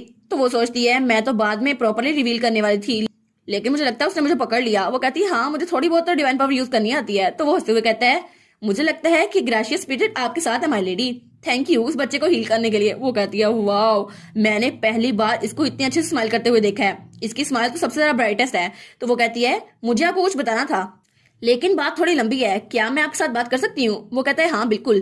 तो तब वो उसको वहां से ले जा रहा था। तो हमारी ने कहती है ये जगह? वो कहता है मुझे माफ कीजिएगा, मैं आपको रिसेप्शन रूम नहीं जा सकता ना, वहां पर पॉप बात कर सकते हैं, मैं नहीं। तो हमारी ने कहती है ठीक है कोई बात नहीं। वो कहता है मुझे माफ कीजिएगा, बहुत सारे लोग मुझे देखते रहते हैं ना, इसलिए कोई गलत रूमर ना फैल जाए, इसलिए मैं आपको यहाँ पर लेके आया हूँ। अगर आपको मुझसे कोई बात करनी है तो यहीं पे कर लें। तो हमारी ने सोचती है चलो कम से कम मेरी हीलिंग पावर की वजह से मेरे बारे में सोच तो रहा है ना। वो कहती है चलो थैंक यू आपका। और फिर वो कहती है इन ट्रुथ मैं भी एक प्रीस्टेस बनना चाहती हूँ, लेकिन उसको अचीव करने के लिए मुझे आपके असिस्टेंट की जरूरत है हाई प्रीस्ट। वो कहता है क्या, लेकिन क्या आप अपनी मैरिज की वजह से बात कर सकती हैं? मैं आपकी हेल्प कैसे कर सकता हूँ? वैसे भी आपको पता होना चाहिए गॉड के सर्वेंट के पास अगर डिवाइन पावर हो तो वो मैरिटल स्टेटस के साथ भी प्रीस्ट बन सकता है। तो वो कहती है हाँ हाँ मुझे ये पता है, लेकिन मसला मेरी मदर इन लॉ है मिसेस क्विलन, वो इस बात से रोकेंगी कि मैं प्रीस्टेस बन जाऊं। तो वो कहता है क्या मिसेस क्विलन, अच्छा तो फिर से मसला वही है। तो वो सोचती है चलो इसने रिएक्ट तो किया, कम से कम मेरी हेल्प कर देगा। वो कहती है रियलिटी में मेरी फैमिली ने मुझे अबंडन कर दिया था और उसके बाद मेरी अरेंज मैरिज हो गई इस फैमिली में, लेकिन अब तो ड्यूक भी होश में नहीं है। तो मुझे लगता है मुझे प्रीस्टेस बनना चाहिए, लेकिन मेरे हस्बैंड वो तो अभी तक अवेकन नहीं हुए और मेरी मदर इन लॉ चाहती है मैं उनके पास ही रहूं, लेकिन मैं चाहती हूँ मैं यहाँ पर आऊँ, क्या आप मेरी हेल्प कर सकते हैं? वो कहता है हाँ मुझे लगता है मैं आपकी हेल्प कर सकता हूँ। तो मरियम कहती है सच में? तो वो कहता है जी बिल्कुल, मैं समझ गया आपकी बात, इसलिए मैं अपने पूरे दिल से आपको असिस्ट करने की कोशिश करूंगा, आप प्लीज मुझ पर भरोसा रखें क्योंकि मैं आपकी हेल्प करके रहूंगा। तो हमारी हीरोइन कहती है क्या सच में? वो तो बहुत ज्यादा खुश हो गई थी। तब वो हाई प्रीस्ट का हाथ पकड़ लेती है। वो कहती है थैंक यू हाई प्रीस्ट। तो हाई प्रीस्ट वो तो ब्लश करने लग गया था। वो कहता है नहीं आपने मेरा हाथ पकड़ा है। तो वो उसका हाथ छोड़ देती है। वो कहती है मुझे माफ कीजिएगा। वो कहता है नहीं नहीं कोई बात नहीं। तो वो कहता है क्या हम मिसेस क्विलन से बात करने का इरादा कल ना कर ले, कल मैं आपके घर आ सकता हूँ ड्यूक को चेक करने के लिए? वो कहती है हाँ हाँ बिल्कुल, चलें अभी के लिए हम इस बात को खत्म करते हैं। और तब वहां दीवार के पीछे कोई छुपा हुआ था और वो था हमारा कोचवान यानी कि हमारा ड्यूक कैलियोस। वो कहता है तो इसका मतलब है अब तुम हाई प्रीस्ट प्रियोन की मदद लेने वाली हो यहाँ से निकलने के लिए। और तब वो सोचता है जब सीना ने कहा था वो तो ड्यूटीफुली सर्व कर रही हैं पोर लोगों को, वो सोचता है मैं सीना के अल्फाज के लिए थोड़ा कंसर्न था, लेकिन शायद उसका इसके पीछे मोटिव था क्योंकि मिसेस क्विलियन उसके ऊपर प्रेशर अप्लाई करेंगी तो टेम्पल उसको दोबारा से प्रीस्टेस नहीं बना सकता, इसलिए अगर हाई प्रीस्ट प्रियोन उसकी सपोर्ट करे तो शायद वो यहाँ प्रीस्टेस बन सकती है, लेकिन अगर हाई प्रीस्ट मिसेस क्विलियन के खिलाफ गए तब तो उसकी जीत हो सकती है। तो तब वो उनको जाते हुए देख रहा था। वो सोचता है तुम तो सच में एक परफेक्ट कैंडिडेट हो यहाँ की प्रीस्टेस बनने के लिए क्योंकि तुम्हारी हीलिंग पावर बहुत ज्यादा बड़ी है। लेकिन वो सोचता है एलिस्टर अपनी जिंदगी में बहुत ज्यादा मुश्किलात फेस की है और शायद उसको यहाँ से जाने देना ठीक होगा, लेकिन तभी वो अपनी मुट्ठी बंद करता है और सोचता है लेकिन मैं ऐसा कर नहीं सकता क्योंकि मैं दोबारा किसी भी हालत में अपनी लाइट को खुद से दूर नहीं जाने दे सकता, मैं दोबारा से उस अंधेरे में कैद नहीं हो सकता जहां मैं रहता था। और एलिस मुझे तुम्हारी जरूरत है तो प्लीज तुम मेरे साथ रहो। और वो सोचता है चाहे कुछ भी करना पड़े मुझे, लेकिन मैं तुम्हें अपने साथ ही रखूंगा और तुम इस बात के लिए तैयार रहना मेरी प्यारी एलिस। हमें कुछ दिनों बाद का सीन दिखाया जाता है और ड्यूक के महल में बहुत ज्यादा हलचल थी और वहां मेड्स बहुत ज्यादा काम कर रही थी। तो हमारी हीरोइन खिड़की से पर्दा हटाते हुए सोचती है, ऐसा लगता है आज तो बहुत ज्यादा इंपॉर्टेंट गेस्ट आने वाले हैं, क्योंकि आज ड्यूक का मंथली चेकअप होने वाला है। तो तब वो ड्यूक की तरफ देखती है तो ड्यूक वहीं पे लेटा हुआ था। वो सोचती है, कुछ दिनों पहले हाई प्रीस्ट प्रियोन उन्होंने मुझे कहा था वो मेरी हेल्प करेंगे, और इस दौरान मुझे पता चला कि हर महीने ड्यूक के चेकअप के लिए कुछ प्रीस्ट आया करते हैं। और तब मेरी मदर इन लॉ ने मुझे बताया कि मैं उनके सामने कुछ ना बोलूं और बस चुप रहूं। लेकिन हर वक्त जब वहां पे हाई प्रीस्ट आते थे तो वो अपनी पावर का इस्तेमाल करते थे, लेकिन ड्यूक वो उठते नहीं थे। लेकिन ऐसा लगता है ड्यूक की रिकवरी को खत्म करने के लिए उन्होंने वहां के प्रीस्ट को रिश्वत दी थी ताकि वो हर बार मना कर दें। और उसके अगले दिन मैंने ये बात जाकर हाई प्रीस्ट प्रियन को बता दी, क्योंकि ये तो मेरा आजादी का परवाना था ना। तो हाई प्रीस्ट ने कहा था, ऐसा लगता है ये अच्छी अपॉर्चुनिटी है, तो मैं ड्यूक के रेसिडेंस आऊंगा ताकि उनकी बीमारी का बहाना करके आपको वहां से ले आऊं। तो हमारी उन कहती है, हाँ हाँ यही तो मेरा प्लान है, प्लीज ऐसा कीजिएगा। वो कहता है, तो इसका मतलब है कि आप उसी दिन अनाउंस करेंगी ना कि आप एक प्रीस्टेस बनना चाहती है। वो कहती है, ऑफ कोर्स यही है मेरा प्लान। और वो तो रोने वाली हो गई थी। वो कहती है, बिल्कुल बस यही हो जाए।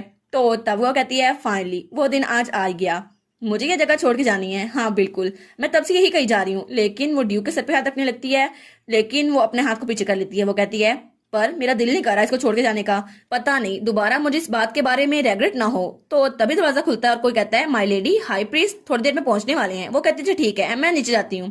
तो तब वो हंस जा रही थी और तब वो पीछे मुड़कर हमारे हीरो को देखती है और कहती है, मुझे माफ कर दो तुम्हें ऐसे अकेला छोड़ के हंस जाने के लिए। तो हमारा हीरो वहीं पे लेटा हुआ था और तब वो दरवाजा बंद करके वहां चली गई थी। और तब हमें नीचे का सीन दिखाया जाता है जब वहां पर हमारी एलिस और हमारी सीना खड़ी थी।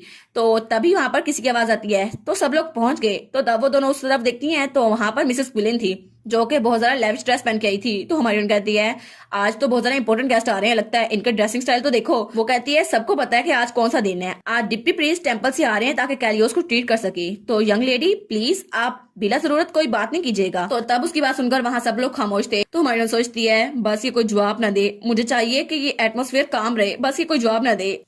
तो सीना मेल्टिन वो मुस्कुराते हुए कहती है, जी बिल्कुल जैसा आप कहें। तो हमारी सोचती है, क्या हो गया है, आज इसे जवाब नहीं दिया आगे से, शायद इसने कुछ उल्टा खा लिया है। तो लेडी क्विलिन सोचती है, इसको क्या हो गया है। तो तब वहां पर बग्गी पहुंच चुकी थी और सब लोग कहते हैं टेंपल की कैरेज यहाँ पे पहुंच चुकी है। और तब वो बग्गी उनके गेट के सामने रुकती है। तो सब लोग वहां देखते हैं और वहां से बहुत सारा हाई प्रीस्ट नीचे निकलते हैं और उसके साथ ही वहां से हाई प्रीस्ट प्रियोन भी निकल रहा था। तो हमारी एलिस बहुत ज्यादा खुश थी, लेकिन लेडी क्विलिन कहती है, क्या हाई प्रीस्ट प्रियोन यहाँ पे क्या कर रहा है। तो सब लोग हाई प्रीस्ट की तरफ देखते हैं। तो तब उसके सामने झुकते हुए ग्रेट करते हुए कहता है, मिसेस क्विलिन हम बहुत दिनों बाद मिले हैं ना। तो मिसेस क्विलिन कहती है, हाँ बिल्कुल हाई प्रीस्ट, मैं आपकी ग्रेटिंग की अप्रिशिएशन करती हूँ, लेकिन मुझे नहीं पता था कि आप इनके साथ आएंगे। तो वो कहता है, मिसेस क्विलिन ऐसा लगता है कि आप बहुत ज्यादा गुड हेल्थ में हैं, लेकिन लगता है आपको मुझे देखकर अच्छा नहीं लगा। वो कहती है, हाँ मैं गुड हेल्थ में हूँ, लेकिन क्या मेरी हेल्थ तुम्हें डिसअपॉइंट कर रही है। वो कहता है, बिल्कुल नहीं, लेकिन मैंने सुना था कि आपका बेटा अच्छी हालत में नहीं है, इसलिए मैं उसको चेक करने के लिए आ गया। लेकिन लगता है कि आपको अपने बेटे के बारे में बिल्कुल भी फिक्र नहीं है, आपका ड्रेस तो देखिए कितना लेविश है। तो वो कहती है, तुम्हें क्या लगता है मैं अपने बेटे की फिक्र नहीं करती, तुमसे ज्यादा फिक्र है ना मुझे। वो कहता है, जी जी बिल्कुल मुझे पता है आप इस तरह के इंसान नहीं है, लेकिन फिर भी मैं लॉर्ड कैलियोस की मेडिकल हेल्थ के लिए यहाँ पर आया हूँ, क्योंकि हर महीने आप टेंपल को डोनेशन करती है ना, तो फिर मैं अपनी बेस्ट करूंगा ताकि वो जल्दी से ठीक हो जाए। तो वो कहती है, हाँ ठीक है, लेकिन वो बहुत ज्यादा चिड़ी हुई थी। तो हमारी सोचती है, सरप्राइजिंग है ना, मुझे लगा था ये बहुत ज्यादा काइंड और अफेक्शनेट है, लेकिन मिसेस क्विलिन के सामने ये जेंटल स्माइल रखे हुए भी कितने ताने करता है। तो तब वो हमारी हीरोइन को देख के कहता है, तो फिर डचेस क्या आप हमें ड्यू के कमरे में ले जाएंगी। तो हमारी हीरोइन कहती है, जी जी बिल्कुल। तो वो सोचता है, हाँ बिल्कुल, क्योंकि आज आपके यहाँ से प्रीस्टेस बन के निकलने का दिन आ चुका है माय लेडी। और तब वो सब के सब ड्यूक के कमरे में पहुंच चुके थे। तो सब कहते हैं, ठीक है तो अब स्टार्ट करते हैं। तो सारे हाई प्रीस्ट अपना मैजिक यूज कर रहे थे। तो हमारी सोचती है, इनका मैजिक और डिवाइन पावर इकट्ठी होकर कितनी ज्यादा पावरफुल है और ये कितनी ज्यादा वार्म है। और तब वो सबके सब थक चुके थे। तो तब वहां पर सबसे बूढ़े वाला हाई प्रीस्ट आता है। वो कहता है, हमारा काम हो गया मैम। तो वो सोचती है, मुझे पता था कि इसकी वजह से बहुत ज्यादा थकावट हो जाती है, लेकिन ऐसा लगता है कि बिल्कुल सच है, क्योंकि जब मैंने पिछली बार कैलियोस को ठीक किया था तो मैं भी थक के उसके साथ ही सो गई थी, लेकिन शायद मेरी पावर कम है ना इसलिए। तो तब वो हाई प्रीस्ट प्रियोन को देखती है तो वो बिल्कुल भी नहीं थका था। वो सोचती है, ऐसा लगता है इनको थकावट बिल्कुल नहीं हुई, शायद इसीलिए ये पोप बनने के लिए अच्छे कैंडिडेट हैं। तो तब उसकी तरफ देखता है तो हमारी हीरोइन भी उसकी तरफ देखती है। तो एलिस की मदर इन लॉ कहती है, थैंक यू पोप, मैं आपके फंड्स टेंपल में भेज दूंगी। वो कहता है, थैंक यू, तो अब हम चलते हैं। तो हाई प्रीस्ट प्रियोन कहता है, एक मिनट रुके, मुझे भी कुछ कहना है अभी। तो वो कहता है, क्या। तो दूसरा हाई प्रीस्ट कहता है, आपका क्या मतलब है हाई प्रीस्ट, आप क्या कहना चाहते हैं। तो हमारी सोचती है, मेरे जाने का टाइम हो गया है, गुड बाय कैलियोस। तो वो कहता है, जो रीजन थी कि मैं यहाँ पर आया हूँ वो ये है कि मैं नए प्रीस्ट को चुनना चाहता हूँ। तो वो कहते हैं क्या एक नया प्रीस्ट? तो तब हमारी हीरोइन चलते हुए आगे आती है और वो कहती है जी बिल्कुल, मैं एक प्रिंसेस बनना चाहती हूँ। तो उसकी मदर इन लॉ कहती है क्या? तो सीना और बटर कहते हैं क्या डचेस आप क्या बनना चाहती हैं? तो वो कहती है बिल्कुल, मेरे पास डिवाइन पावर है और आज मैं आपको अपनी स्किल्स टेस्ट करके दिखा सकती हूँ ताकि मैं टेंपल में रह सकूं। तो उसकी मदर इन लॉ कहती है क्या तुम्हारा दिमाग तो खराब नहीं हो गया? वो कहती है जी बिल्कुल मदर, मैं अपने हस्बैंड के लिए एक प्रिंसेस बनना चाहती हूँ क्योंकि पोर ड्यूक वो तो अभी तक जागे नहीं है, लेकिन एक प्रिंसेस के तौर पर मैं आपकी और अपने हस्बैंड की वेल बींग के लिए हमेशा दुआ करती रहूंगी। तो तब वहां हर तरफ खामोशी खामोशी थी। तो डचेस अपनी मुट्ठी जोर से बंद करती है, कहती है तुम्हारी हिम्मत कैसे हुई? तो तब उस पर चिल्लाने लग जाती है। वो कहती है तुम आखिर क्या बकवास किए जा रही हो?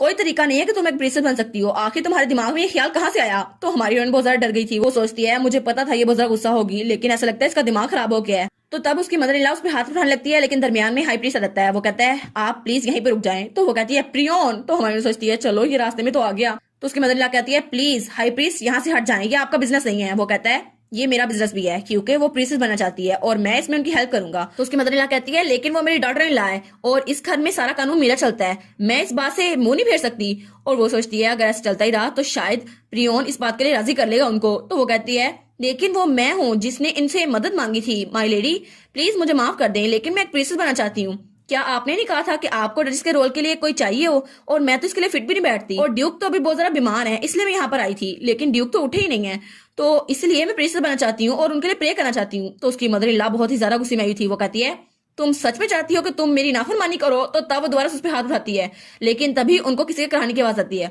तो वो दोनों कहते हैं क्या? तो वो लोग उसकी तरफ देखते हैं तो सब कहते हैं ये आवाज ये तो ड्यूक के बेड की तरफ से आ रही है।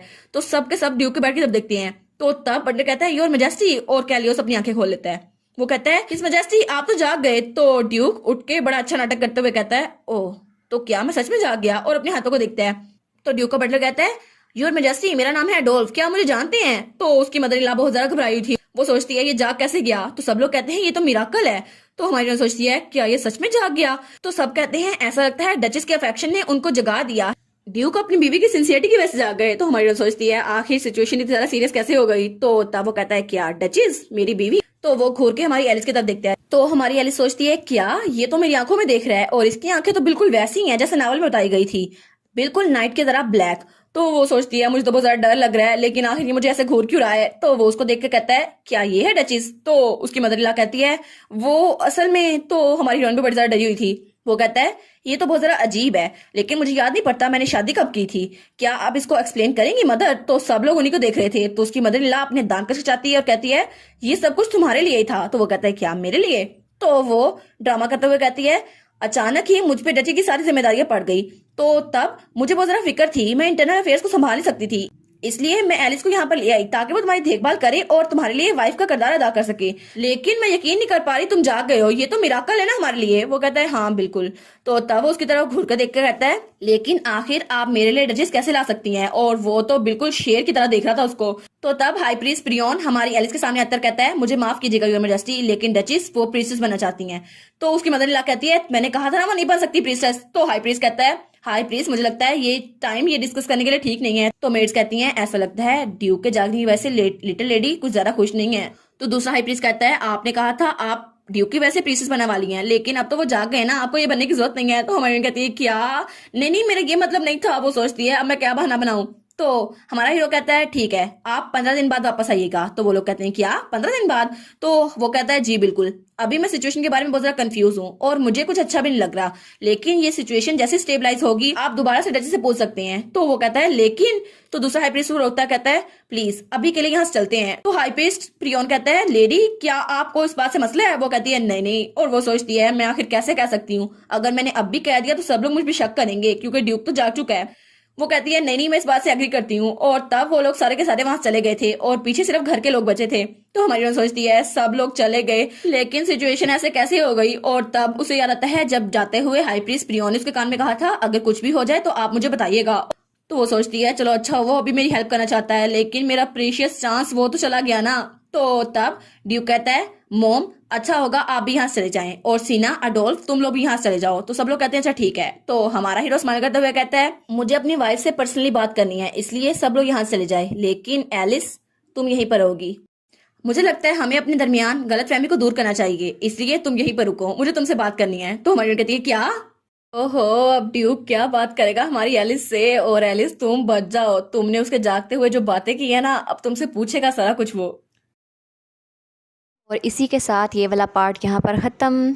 तो आप लोग बताइएगा आपको ये पार्ट कैसा लगा। प्लीज़ लाइक करिएगा, कमेंट करिएगा और शेयर करिएगा। और जो न्यू व्यूवर्स हैं काइंडली वो चैनल को सब्सक्राइब कर दें। और पिछली वीडियोस का लिंक आपकी स्क्रीन पर नज़र आ रहा होगा, तो काइंडली उनको भी चेकआउट कर लें। Thank you so much.